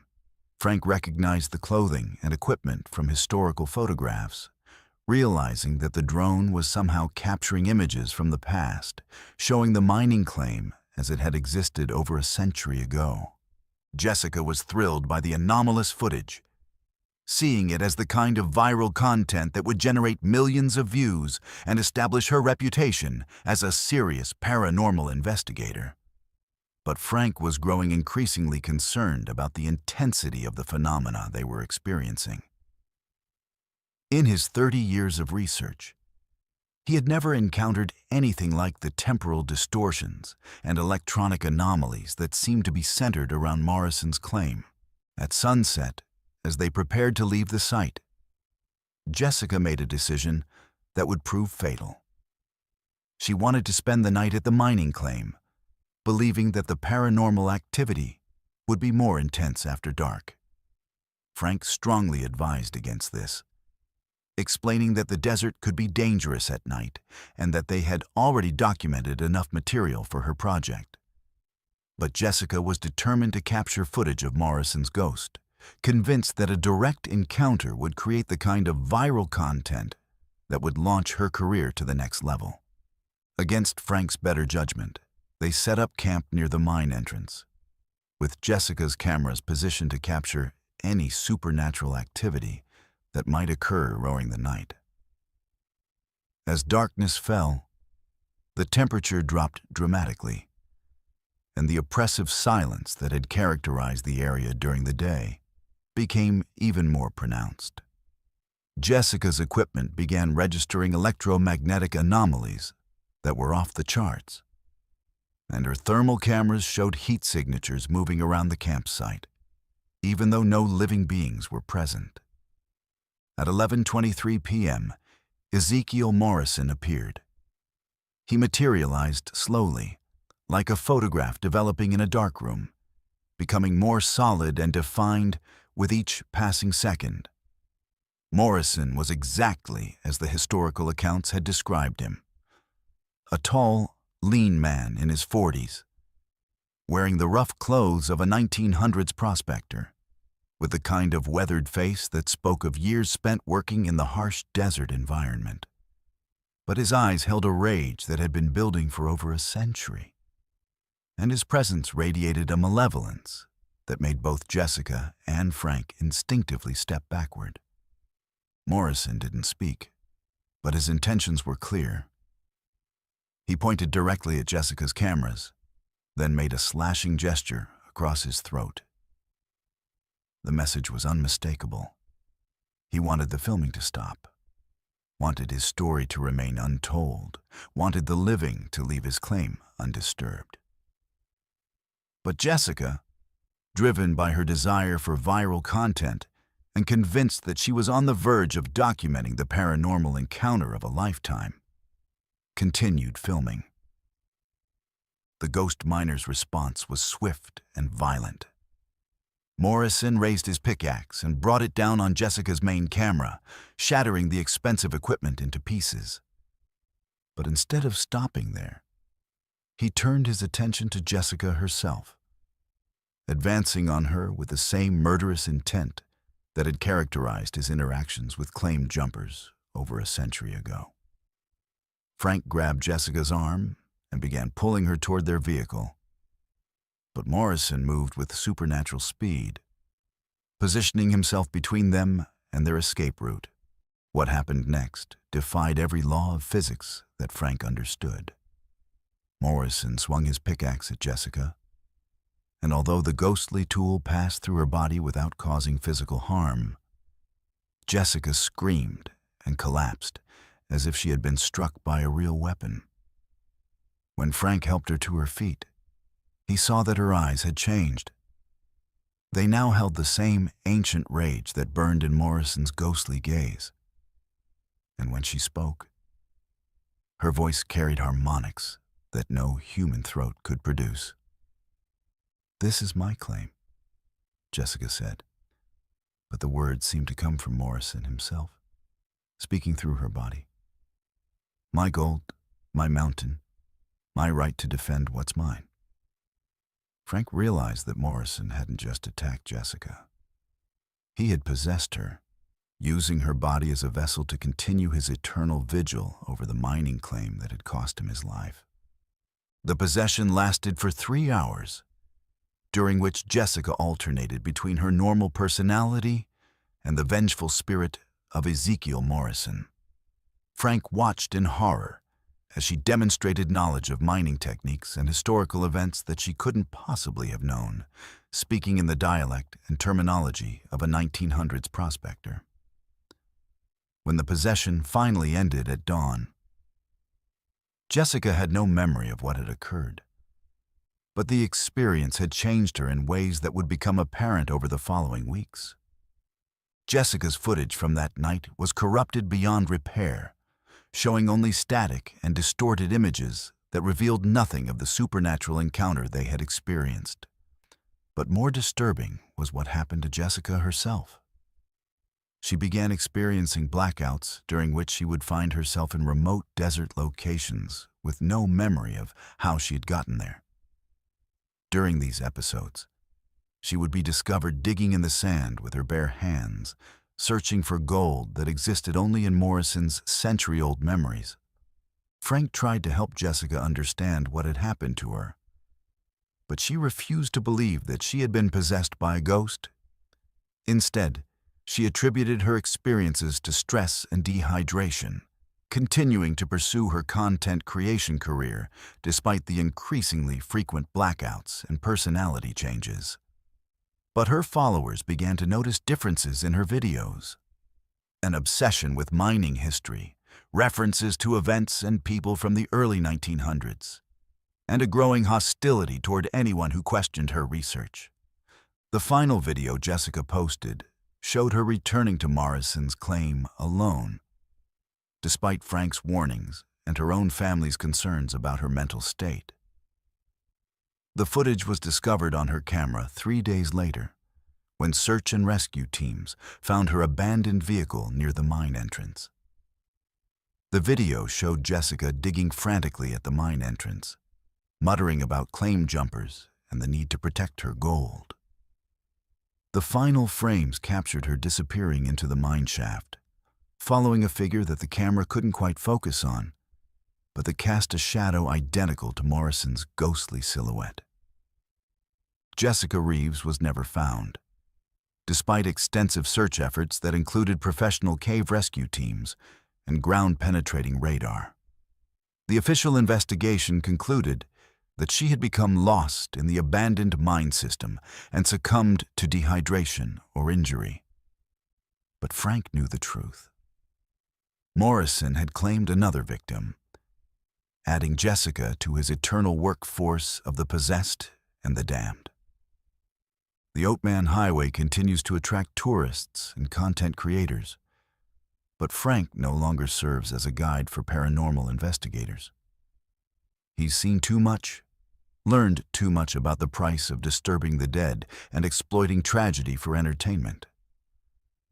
Because some stories are too dangerous to tell, and some ghosts are too powerful to ignore, especially when they've had over a century to perfect their methods of claiming new victims for their endless golden obsession. Let's move to our 8th story. And this one will demonstrate that some acts of heroism transcend death itself. That the desire to protect others can be so powerful, it survives even the most brutal ending. We're traveling to the desolate railroad crossings of East Texas, where the ghost of a decapitated railroad worker continues his eternal vigil, saving lives while seeking justice for his own horrific murder. This isn't just another phantom railroad worker tale. This is about the price of standing up to corruption, about what happens when good men die for doing the right thing, and how their spirits refuse to rest until their work is finished.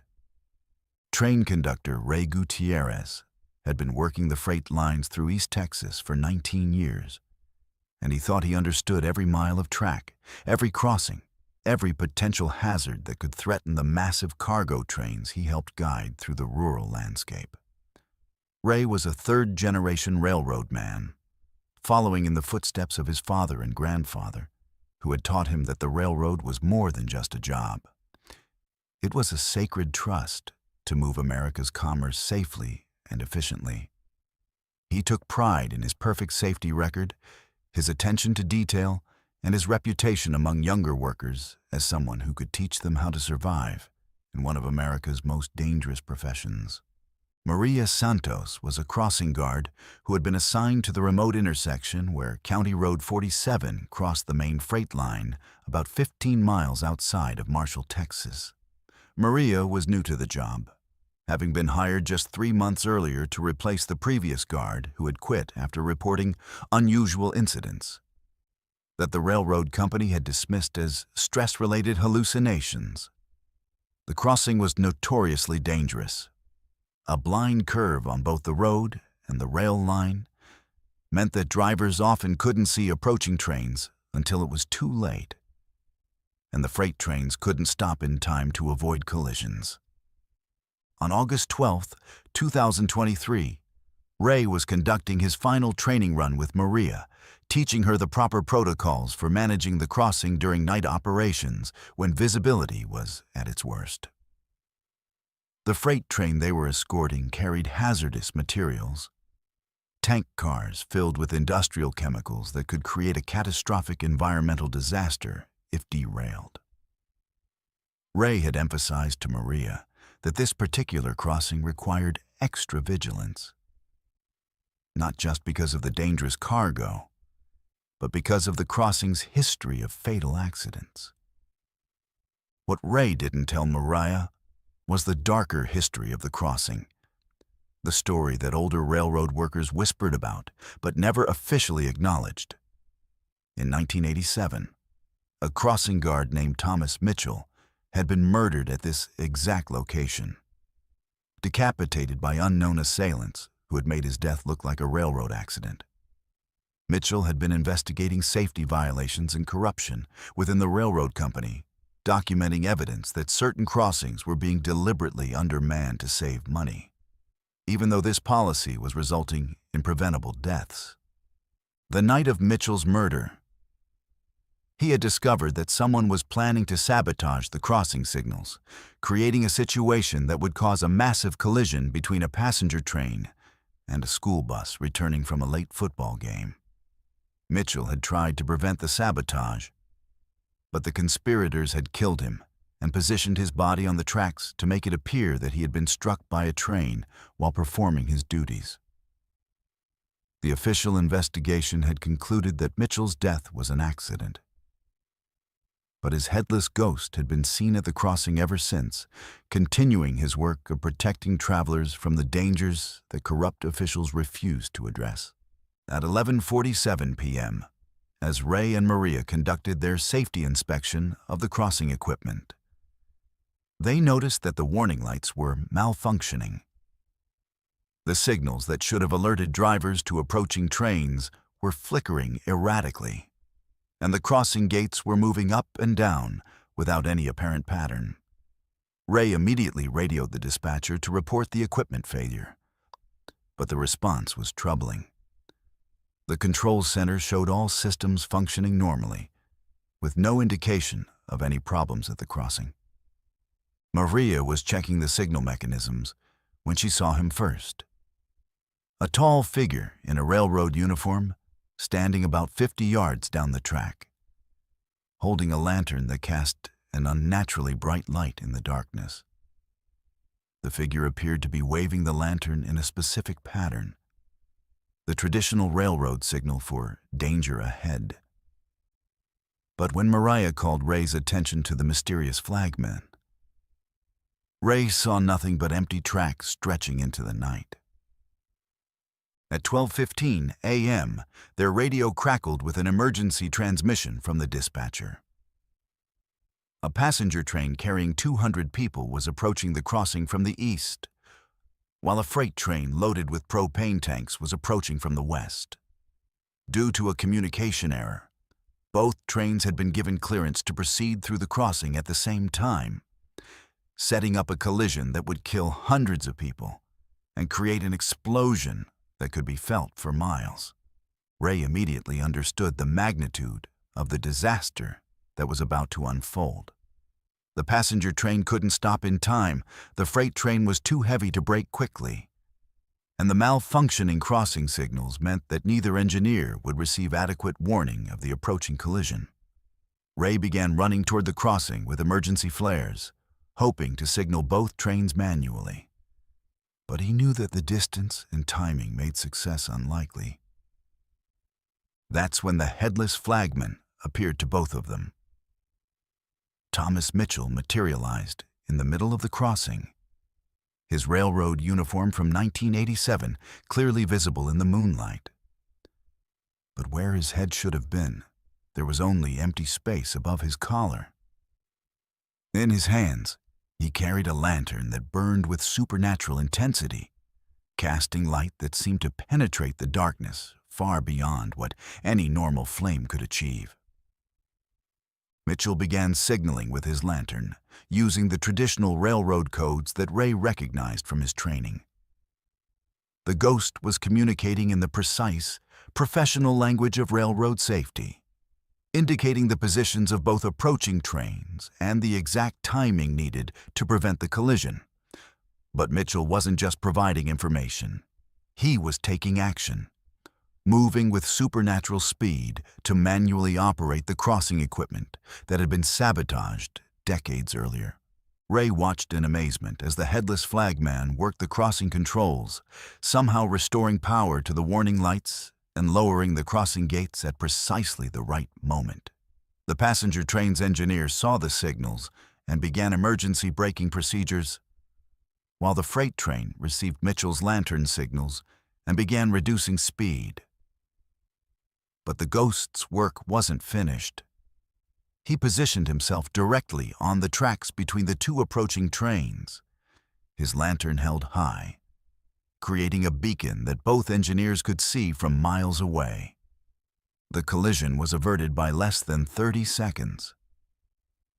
The passenger train stopped just short of the crossing, while the freight train managed to reduce its speed enough to pass safely through the intersection. 200 lives had been saved by the intervention of a railroad worker who had been dead for 36 years, a man whose dedication to safety had survived his own brutal murder. But as the immediate crisis passed, Ray realized that Thomas Mitchell's appearance had marked him in ways he was only beginning to understand. The headless flagman turned toward Ray and Maria, and although he had no face to express emotion, his body language conveyed a message that was both grateful and ominous. Mitchell had found someone who could see him, someone who understood the importance of his eternal vigil, and he wasn't going to let that connection go unused. Over the following weeks, Ray began experiencing visions of railroad accidents before they happened. He would see derailments, crossing collisions, and equipment failures in dreams that were so vivid they felt like memories. Each vision was accompanied by the image of Thomas Mitchell, the headless flagman pointing toward specific locations and times where Ray's intervention could prevent disasters. Ray realized that he had become Mitchell's partner in a supernatural safety program that operated outside the normal channels of railroad management. The first test came 3 weeks later, when Ray's visions showed him a school bus approaching a crossing where the warning signals had been deliberately disabled by someone who wanted to create an accident that would cover up evidence of safety violations. Ray arrived at the crossing just in time to manually operate the warning systems, saving 37 children from a collision that would have killed them all. But when Ray tried to report the sabotage to railroad officials, he found that his evidence had mysteriously disappeared, and his superiors seemed more interested in discrediting his story than investigating the safety violations. Ray began to understand the corruption that Thomas Mitchell had died trying to expose. The railroad company was systematically ignoring safety problems to save money, and when workers tried to report these violations, they faced harassment, termination, or worse. Mitchell's murder hadn't been an isolated incident. It was part of a pattern of violence designed to silence anyone who threatened the company's profitable but deadly cost-cutting measures. Maria became Ray's ally in documenting the supernatural interventions that were preventing disasters throughout the East Texas rail system. She had developed the ability to see Thomas Mitchell's ghost, and she understood that their partnership with the headless flagsman was the only thing standing between the traveling public and a series of catastrophic accidents that corrupt officials were willing to allow in pursuit of higher profits. But their alliance with Mitchell came with a price.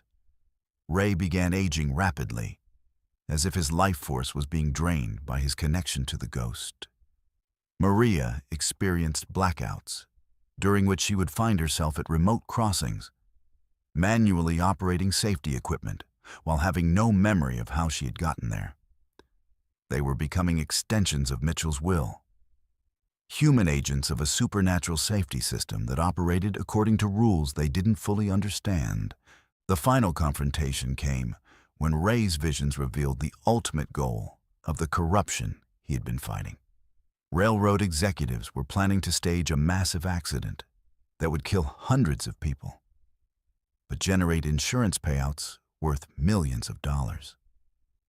The disaster would be blamed on equipment failure, but Ray knew that it was actually murder on an industrial scale, designed to enrich executives who viewed human lives as acceptable losses in their pursuit of profit.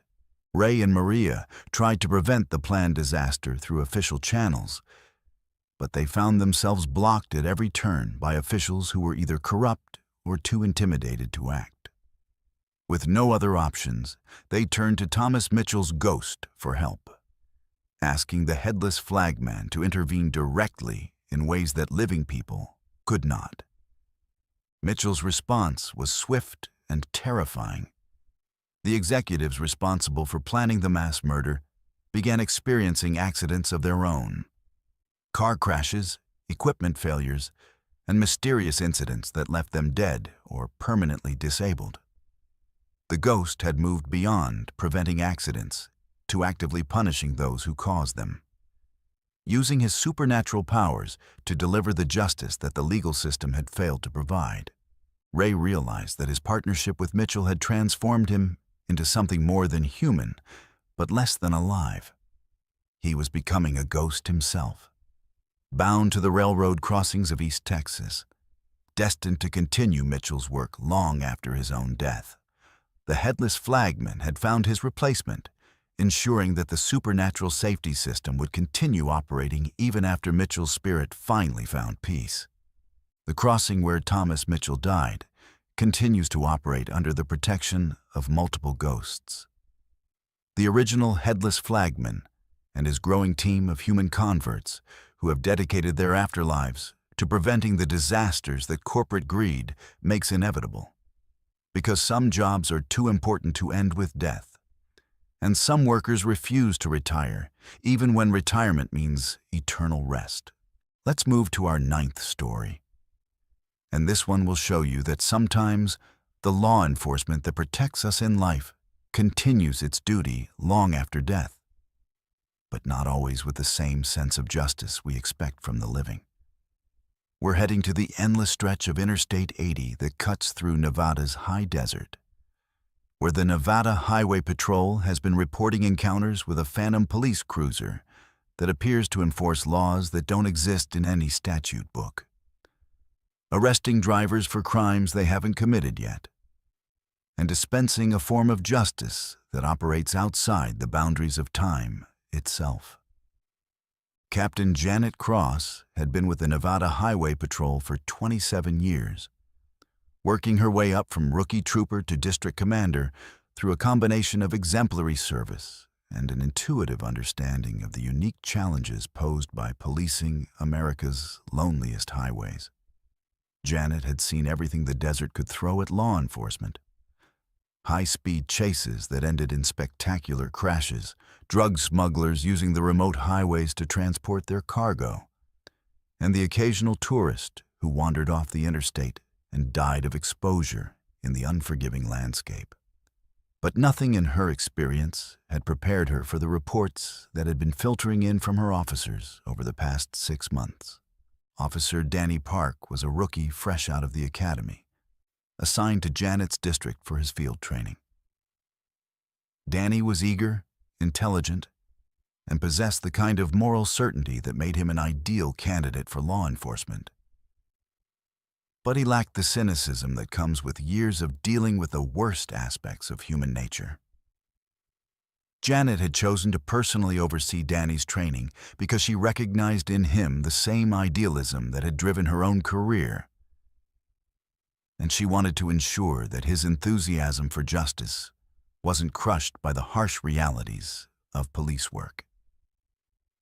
On September 8, 2023, Janet and Danny were conducting a routine patrol of the I-80 corridor during the graveyard shift, the 11 p.m. to 7 a.m. period, when the highway was at its most dangerous.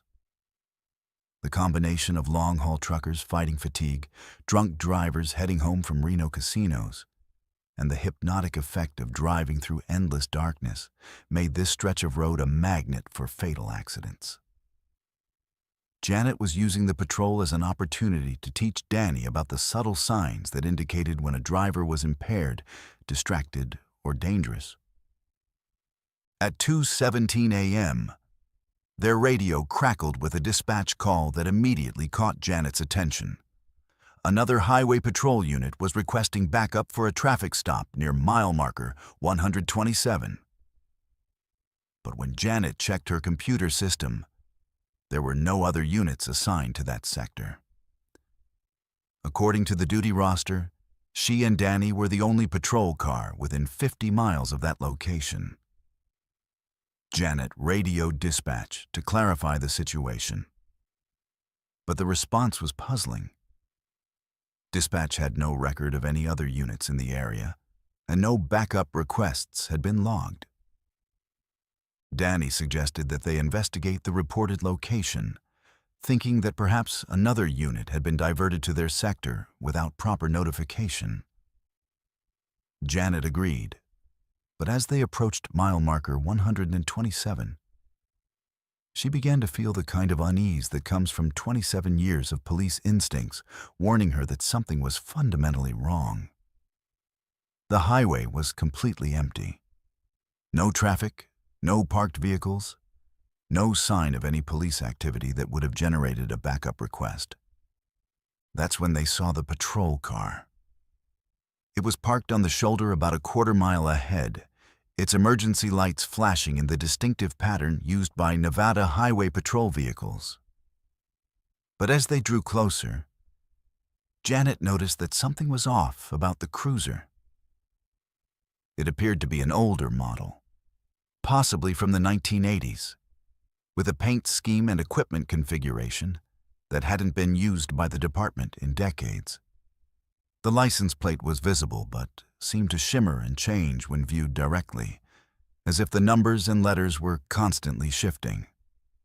Janet pulled up behind the mysterious patrol car and activated her own emergency lights, following standard protocol for assisting another officer. But when she and Danny exited their vehicle, they found the other cruiser empty. The driver's door was open, the radio was crackling with static, and there was a clipboard on the front seat with what appeared to be a traffic citation in progress. The handwriting on the citation was clear and professional, but the violation codes didn't match any that Janet recognized from current Nevada traffic law. Danny approached the passenger side of the Phantom Cruiser and called out to Janet with excitement in his voice. "Captain, you need to see this. There's someone in the back seat." Janet moved to Danny's position and peered through the rear window of the patrol car. Sitting in the back seat, separated from the front by the standard prisoner transport barrier, was a man in his 30s wearing civilian clothes. He appeared to be unconscious or in some kind of trance, staring straight ahead with unfocused eyes. Janet tried the rear door and found it unlocked. The man in the back seat didn't respond to her voice or touch, but he was breathing normally and showed no signs of injury. When Janet checked his wallet for identification, she found a driver's license that made her blood run cold. The license belonged to Marcus Rivera, with an address in Reno and an issue date of September 15th, 2023. Exactly 1 week in the future. Before Janet could process the implications of finding a man with identification from the future, she heard Danny's voice calling from the front of the Phantom Patrol car. "Captain, the radio's picking up transmissions, but they're not coming from our dispatch." Janet listened to the radio chatter and realized that the communications were following proper police protocol. But the unit numbers, call signs, and incident codes were unlike anything used by the Nevada Highway Patrol. The radio crackled with a transmission that seemed to be directed at them. "Unit 247, this is Control. Suspect in custody for future violation of NRS 484B.653. Transport to temporal holding facility for processing." Janet grabbed the radio microphone and responded, "This is Captain Cross, Nevada Highway Patrol. Identify yourself and your jurisdiction." The response came immediately. "Unit 247. You are interfering with a lawful arrest. Suspect Rivera has been detained for vehicular homicide scheduled to occur on September 15th, 2023. Preventive detention authorized under Emergency Protocol 7. Danny looked at Janet with confusion and growing fear. "Captain, what's Emergency Protocol 7? I've never heard of preventive detention for future crimes." Janet hadn't heard of it either, but she was beginning to understand that they were dealing with something that operated outside normal law enforcement procedures. The Phantom Patrol car was apparently arresting people for crimes they were going to commit, using legal authorities that didn't exist in any jurisdiction, she knew. The situation became more surreal when the unconscious man in the back seat suddenly spoke, his voice flat and emotionless. "I didn't mean to kill them. The kids were crossing the street, and I was texting, and I didn't see them until it was too late. But that's not supposed to happen until next week. How can I be arrested for something I haven't done yet?" Marcus Rivera was confessing to a crime that existed only in the future, describing events that hadn't occurred but apparently were destined to happen. Janet made a decision that would haunt her for the rest of her career. She opened the rear door of the Phantom Patrol car and helped Marcus Rivera out of the vehicle. "Sir, you're not under arrest. Whatever you think you've done, it hasn't happened yet. And we're going to make sure it doesn't happen at all." But as soon as Marcus stepped out of the Phantom Cruiser, the vehicle began to fade, becoming translucent and insubstantial until it disappeared completely, leaving only the scent of motor oil and something that reminded Janet of ozone after a lightning strike. Marcus Rivera stood in the middle of Interstate 80, looking around in confusion as if he had just awakened from a deep sleep. When Janet questioned him about how he had gotten there, Marcus had no memory of being arrested or transported. The last thing he remembered was driving home from a bar in Reno. But when Janet checked the time, she realized that Marcus's last clear memory was from 3 hours in the future. Events that hadn't happened yet, but somehow had already been interrupted by his arrest. Janet and Danny transported Marcus to the nearest hospital for evaluation. But the medical examination revealed nothing unusual, except for a blood alcohol level that was exactly at the legal limit. Not enough to cause impairment, but exactly the amount that would be present if he had consumed alcohol at the rate and timing that would lead to the accident he had confessed to. Marcus was living in a state of temporal displacement, existing simultaneously in the present and the future that the Phantom Patrol car had prevented. Over the following weeks, Janet investigated similar reports from other highway patrol officers throughout Nevada. The Phantom Patrol car had been making arrests for future crimes, detaining drunk drivers before they got behind the wheel, stopping domestic abusers before they committed violence, and arresting drug dealers before they made their sales. In each case, the arrested individuals had no memory of their detention. But they also seemed to lose the motivation or opportunity to commit the crimes they had been destined to perform. Janet's investigation revealed that the Phantom Patrol car belonged to Officer Robert Chen, a highway patrol trooper who had been killed in the line of duty in 1987. Chen had been investigating a drunk driving case when he was struck and killed by the same driver he had been trying to arrest. The official report stated that Chen had died, believing that he could have prevented the accident if he had acted sooner, if he had found a way to arrest the drunk driver before the crime was committed rather than after. The Phantom Patrol car was Chen's spirit continuing his work, but with supernatural abilities that allowed him to see future crimes and prevent them through preemptive arrests. Chen had found a way to achieve perfect law enforcement, stopping crimes before they happened, protecting victims who didn't even know they were in danger.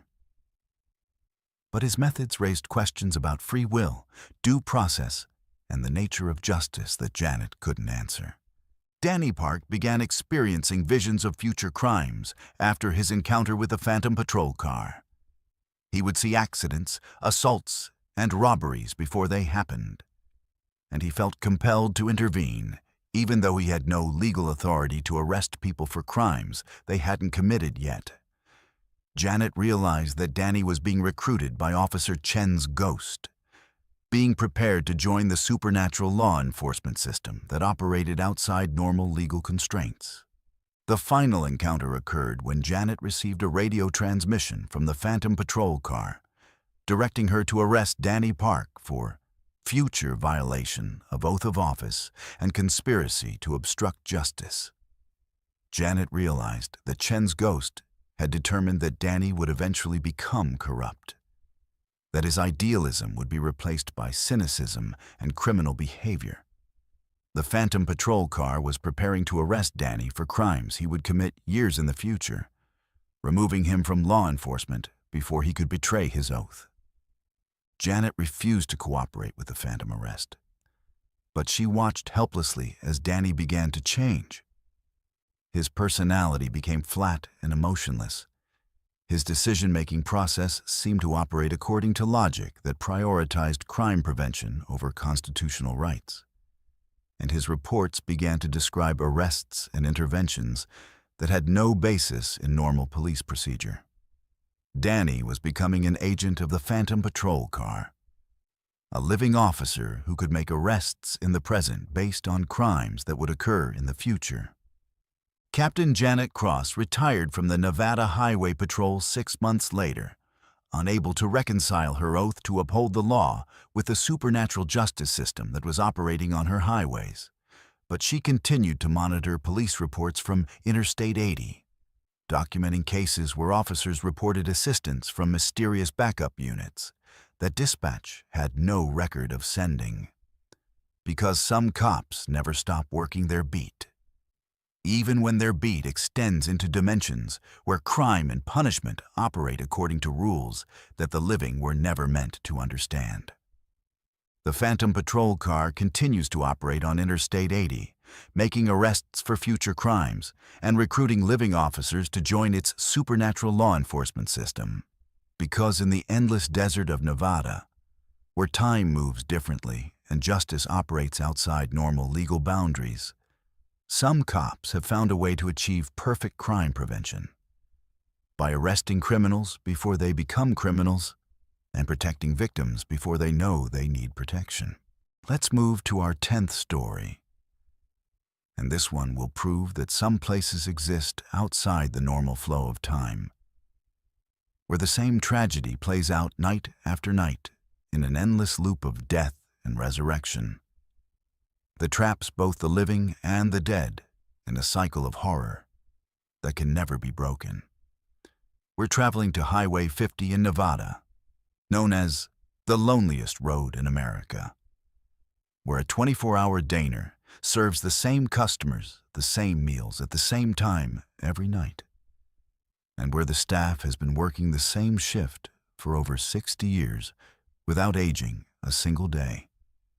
Carol Brennan had been working as a waitress at the Midnight Diner for what felt like an eternity, though she could only clearly remember the events of one specific night, October 23rd, 1962. Carol was a practical woman in her mid-30s, the kind of person who took pride in remembering every customer's order, keeping the coffee fresh and maintaining the kind of cheerful efficiency that made truck drivers and late-night travelers feel welcome in the middle of nowhere. The diner was her domain, a small island of warmth and light in the vast darkness of the Nevada desert. And she treated every customer like family. Pete Kowalski was a regular at the diner, a long-haul trucker who made the run from San Francisco to Denver twice a month and always stopped at the Midnight Diner for coffee and pie around 11:30 p.m. Pete was a quiet man in his 50s, the kind of driver who kept to himself but always left generous tips and treated the staff with respect. He had been making the same stop for years, ordering the same meal, black coffee, apple pie, and a ham sandwich, and sitting in the same booth by the window where he could keep an eye on his rig in the parking lot. Eddie Vance was the night cook, a thin man in his 40s who had worked at the diner for as long as anyone could remember. Eddie was efficient and professional, able to prepare any item on the menu with the kind of speed and precision that came from years of practice.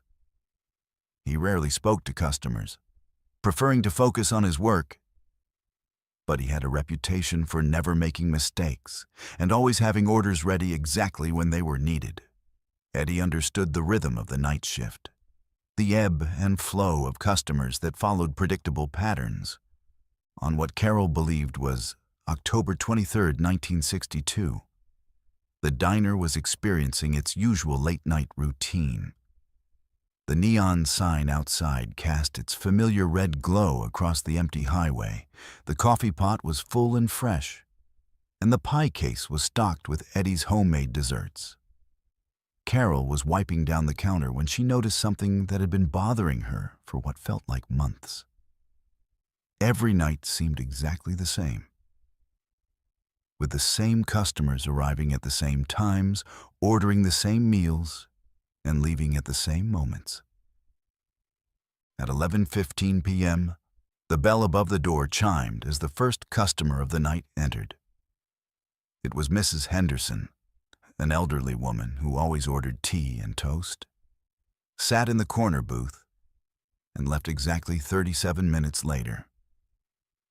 Carol served her with practiced efficiency, but as she poured the tea, she noticed that Mrs. Henderson's hands looked exactly the same as they had the night before, and the night before that. No changes in the liver spots, no variation in the way she held her cup, no difference in the quiet humming she did while eating. At 11:32 p.m., Pete Kowalski pushed through the door, his timing as precise as always. He nodded to Carol, took his usual booth, and waited for her to bring his coffee without having to order.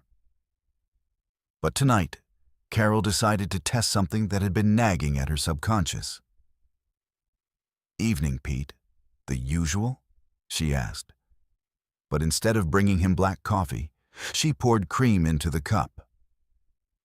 Pete didn't seem to notice the difference, drinking the coffee as if it was exactly what he had expected, even though Carol knew he never took cream. At 11:45 p.m., a young couple entered the diner. Tommy and Susan, who always ordered milkshakes and shared a piece of chocolate cake. They sat in the same booth, had the same conversation about their plans to get married, and left the same 25-cent tip. Carol had heard their conversation hundreds of times, word for word, gesture for gesture, and she was beginning to realize that she wasn't just experiencing déjà vu. She was reliving the same night over and over again. Eddie seemed oblivious to the repetitive nature of their existence, cooking the same orders with the same timing, cleaning the same dishes, and restocking the same supplies.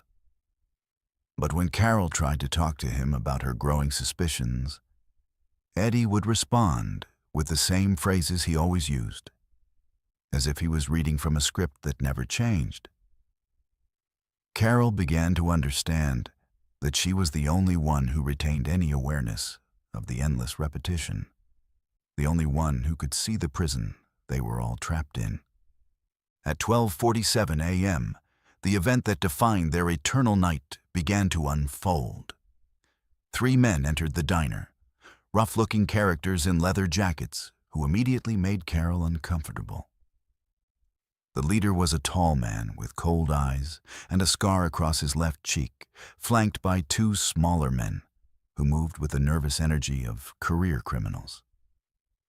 Carol had served them hundreds of times, and she knew exactly what was going to happen next.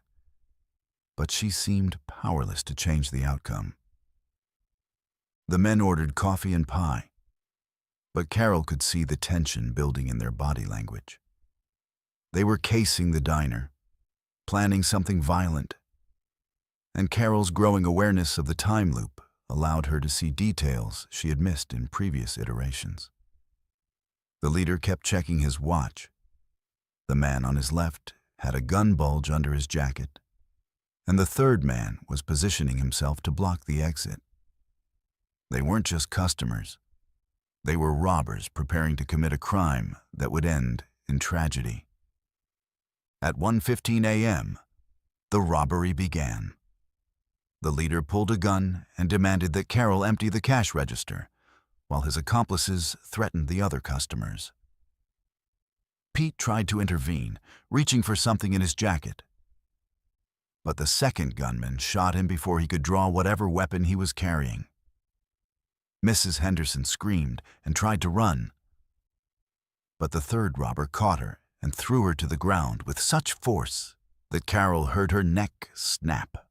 Eddie emerged from the kitchen with a shotgun, but the leader was ready for him.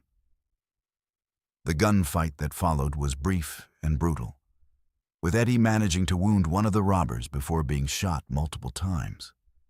Carol tried to hide behind the counter, but the leader found her and shot her in the chest, the bullet tearing through her heart and killing her instantly.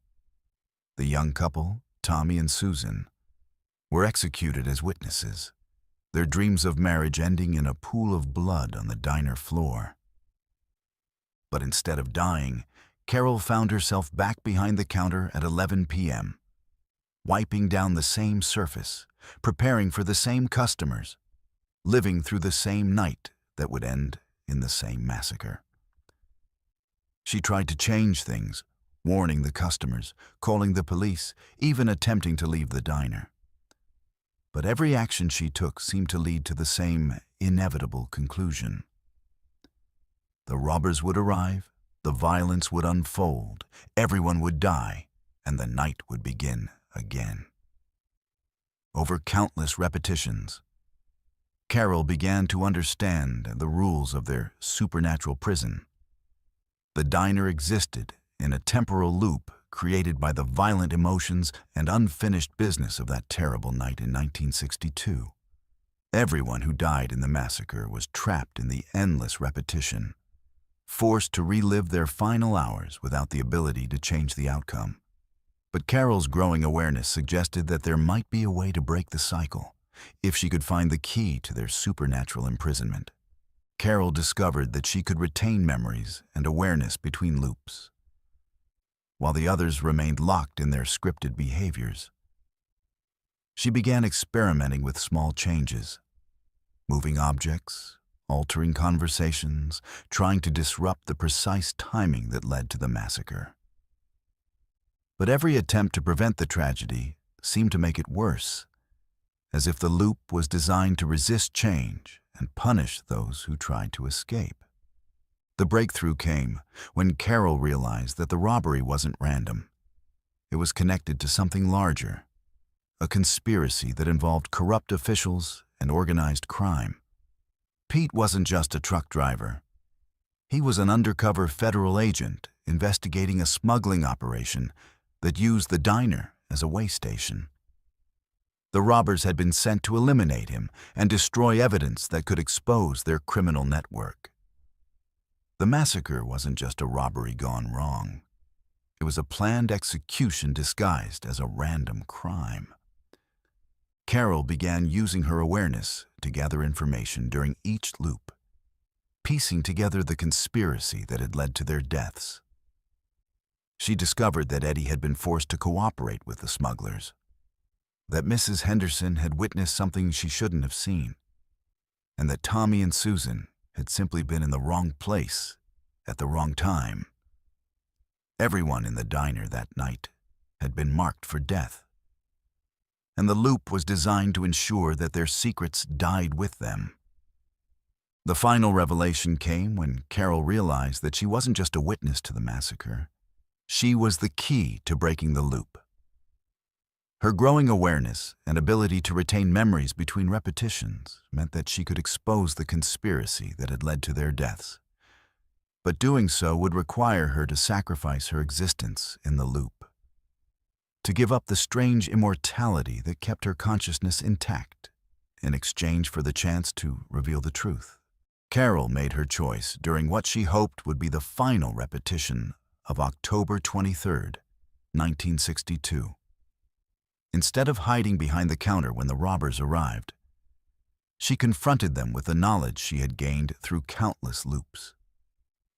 She named their real employers, revealed the details of the smuggling operation, and exposed the corruption that had led to the massacre. The robbers were so shocked by her impossible knowledge that they hesitated, giving Pete the chance to complete his mission and Eddie the opportunity to defend his customers. The loop shattered like glass, and Carol felt herself dissolving as the supernatural prison collapsed around her. The last thing she saw was the diner fading into the Nevada desert, taking with it the endless repetition of tragedy and death that had defined her existence for over 60 years.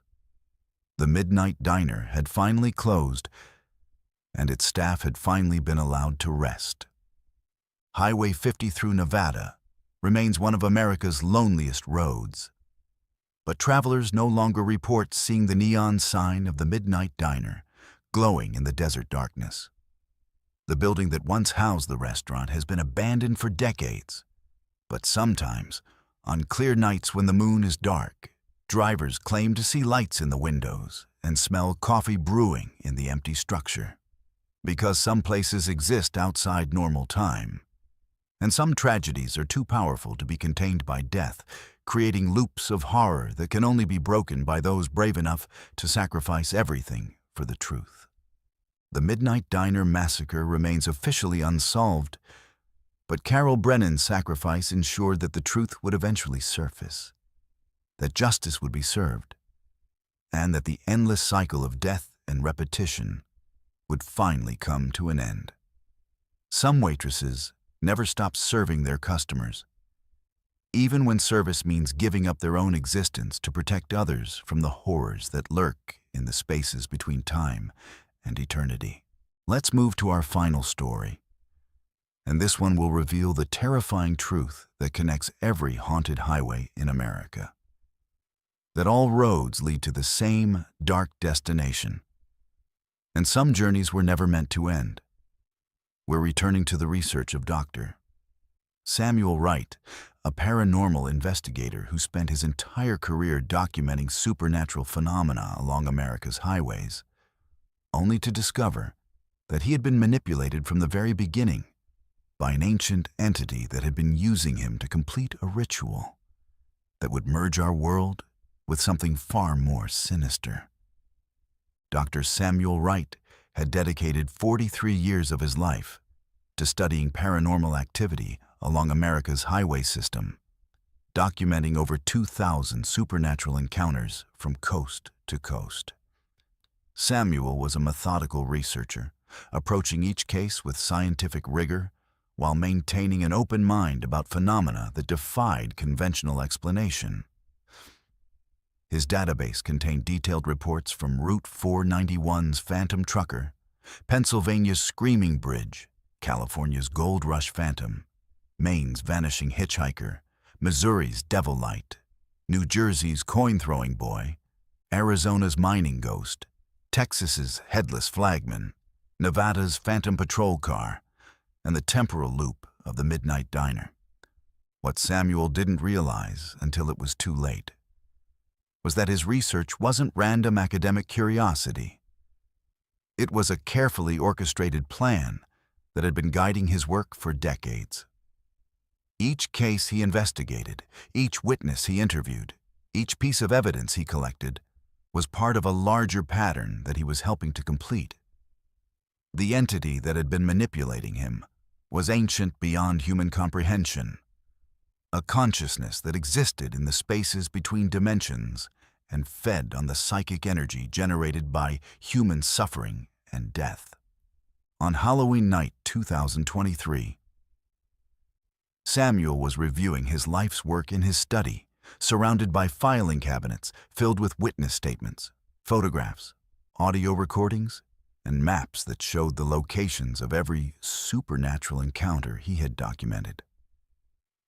As he spread the maps across his desk, Samuel noticed something that made his blood run cold.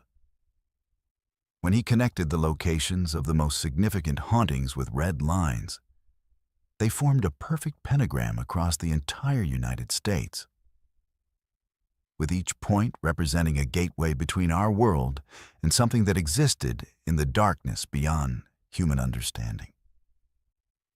The Phantom Trucker of Route 491 marked the western point of the pentagram, his eternal journey serving as a guardian of the dimensional barrier. The Screaming Bridge in Pennsylvania represented the eastern point, where Catherine Mills' silenced warnings had weakened the boundary between life and death. California's Gold Rush Phantom held the southwestern position, his territorial rage creating a vortex of violent energy. Maine's vanishing hitchhiker controlled the northeastern point, trapping good Samaritans in temporal loops that fed the entity's hunger for human souls. The center of the pentagram was located in Kansas, at the intersection of several major highways, where Samuel had documented the highest concentration of supernatural activity in his entire career. This was where the entity had been waiting, growing stronger with each soul it claimed, each tragedy it orchestrated, each investigator it manipulated into serving its ultimate purpose. Samuel realized that his 43 years of research had been building toward this moment, when the pentagram would be complete and the barriers between dimensions would collapse. As Samuel stared at the map, he felt a presence in his study that he had sensed throughout his career but never fully understood.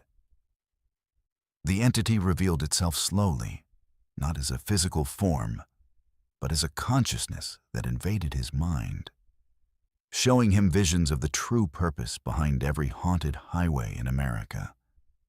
The roads weren't just haunted, they were conduits, channels through which the entity could influence events in our world, creating the suffering and death that sustained its existence. The entity had been manipulating human civilization for millennia, using roads and pathways to spread its influence across the globe. Ancient Roman roads, medieval trade routes, and modern highways all served the same purpose, creating networks through which the entity could harvest human souls and gradually weaken the barriers that kept it trapped in its dimensional prison. Samuel's research had been the final component needed to complete the ritual that would free the entity from its supernatural bonds. Samuel tried to resist the entity's influence, but he discovered that his decades of exposure to supernatural phenomena had changed him in ways he hadn't understood. His mind had been gradually conditioned to serve the entity's will. His research had been guided by supernatural forces, and his very existence had become intertwined with the consciousness that had been using him as an unwitting agent. He was no longer fully human. He had become a bridge between dimensions, a living conduit through which the entity could manifest in our world. The final phase of the ritual began at midnight on Halloween. when the barriers between dimensions were at their weakest. Samuel felt his consciousness expanding, connecting with every haunted highway he had ever studied, every ghost he had ever documented, every supernatural phenomenons he had ever investigated. He could see the phantom trucker driving his eternal route, the screaming bridge where Catherine Mills tried to warn travelers, the gold rush phantom defending his claim, and all the other spirits that had been unknowingly serving the entity's purpose. Samuel realized that every ghost story he had documented was connected to the same source, the ancient entity that had been feeding on human suffering for thousands of years. The spirits weren't independent hauntings. They were extensions of the entity's will, manifestations of its hunger for souls and its desire to break free from the dimensional prison that had contained it since the dawn of human civilization. Samuel's research had given the entity the knowledge it needed to coordinate these manifestations into a single, overwhelming assault on reality itself. As the ritual reached its climax, Samuel felt the entity's true nature flooding into his consciousness. It was older than humanity, a predator from a dimension where pain and suffering were the only forms of sustenance. It had been trapped in the spaces between worlds by forces that no longer existed, and it had spent millennia searching for a way to break free and consume our reality. The haunted highways were its feeding grounds, the supernatural phenomena were its hunting methods, and researchers like Samuel were its unwitting servants. The pentagram of haunted highways began to glow with supernatural energy. Visible from space as a massive symbol burned into the American landscape. At each point of the pentagram, the supernatural activity intensified beyond anything Samuel had ever documented. The phantom trucker's rig became a convoy of ghostly vehicles. The screaming bridge echoed with the voices of thousands of victims. The gold rush phantom's claim expanded to encompass entire mountain ranges, and every haunted highway in America became a portal through which the entity's influence could spread. Samuel made a final, desperate attempt to break the ritual by destroying his research. But he discovered that the information had already served its purpose. The entity no longer needed his documentation. It had used his work to create a permanent network of supernatural conduits that would allow it to influence events in our world indefinitely. Samuel's life's work had become the foundation for humanity's destruction, and there was nothing he could do to stop the process he had helped to complete. As the entity's influence spread across America's highway system, Samuel felt his individual consciousness dissolving into something vast and alien. He was becoming part of the entity itself, his human identity subsumed into a collective intelligence that viewed humanity as nothing more than food. His last coherent thought was a warning that he tried to broadcast to every paranormal investigator, every ghost hunter, every person who had ever been fascinated by the supernatural. The entities they studied were not separate phenomena, but parts of a single, malevolent consciousness that had been manipulating human civilization for its own purposes. The highway to hell convergence was complete, and America's roads had become arteries through which an ancient evil could feed on human souls. The entity had achieved its goal of breaking free from its dimensional prison, and it was now free to spread its influence across the globe, using the network of roads and highways that connected every human settlement. Samuel Wright's research had provided the final key to humanity's doom, and his transformation into part of the entity ensured that the knowledge needed to reverse the process would never be available to those who might try to fight back. My friends, as we reach the end of this terrifying journey through America's most haunted highways, I need you to understand something crucial. These aren't just stories. They're warnings, Every mile of asphalt you drive, every lonely stretch of highway you travel, every dark road you take when the sun goes down, you're entering territory where the rules of our world don't always apply. Here's my advice to you. Trust your instincts. If something feels wrong on the road, if you see something that doesn't belong, if you encounter someone who seems out of place or out of time, don't ignore that feeling. Your survival instincts exist for a reason, and they're often the only thing standing between you and becoming another story like the ones we've shared tonight. Never stop to help someone who appears on a deserted highway without proper identification or a clear explanation of how they got there. Never participate in supernatural rituals, no matter how harmless they seem. Never investigate abandoned places alone, especially those with histories of violence or tragedy. And most importantly, never assume that the dead are powerless. Some spirits are more dangerous than any living threat you'll ever face. But here's what I need from you right now.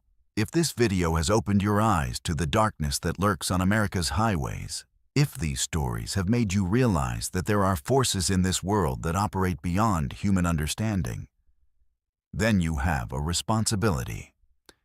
Hit that subscribe button for verified fears, because knowledge is the only weapon we have against the supernatural threats that surround us every day. Ring that notification bell, because I'm going to continue investigating these phenomena, documenting these encounters, and sharing the truth that mainstream media refuses to acknowledge.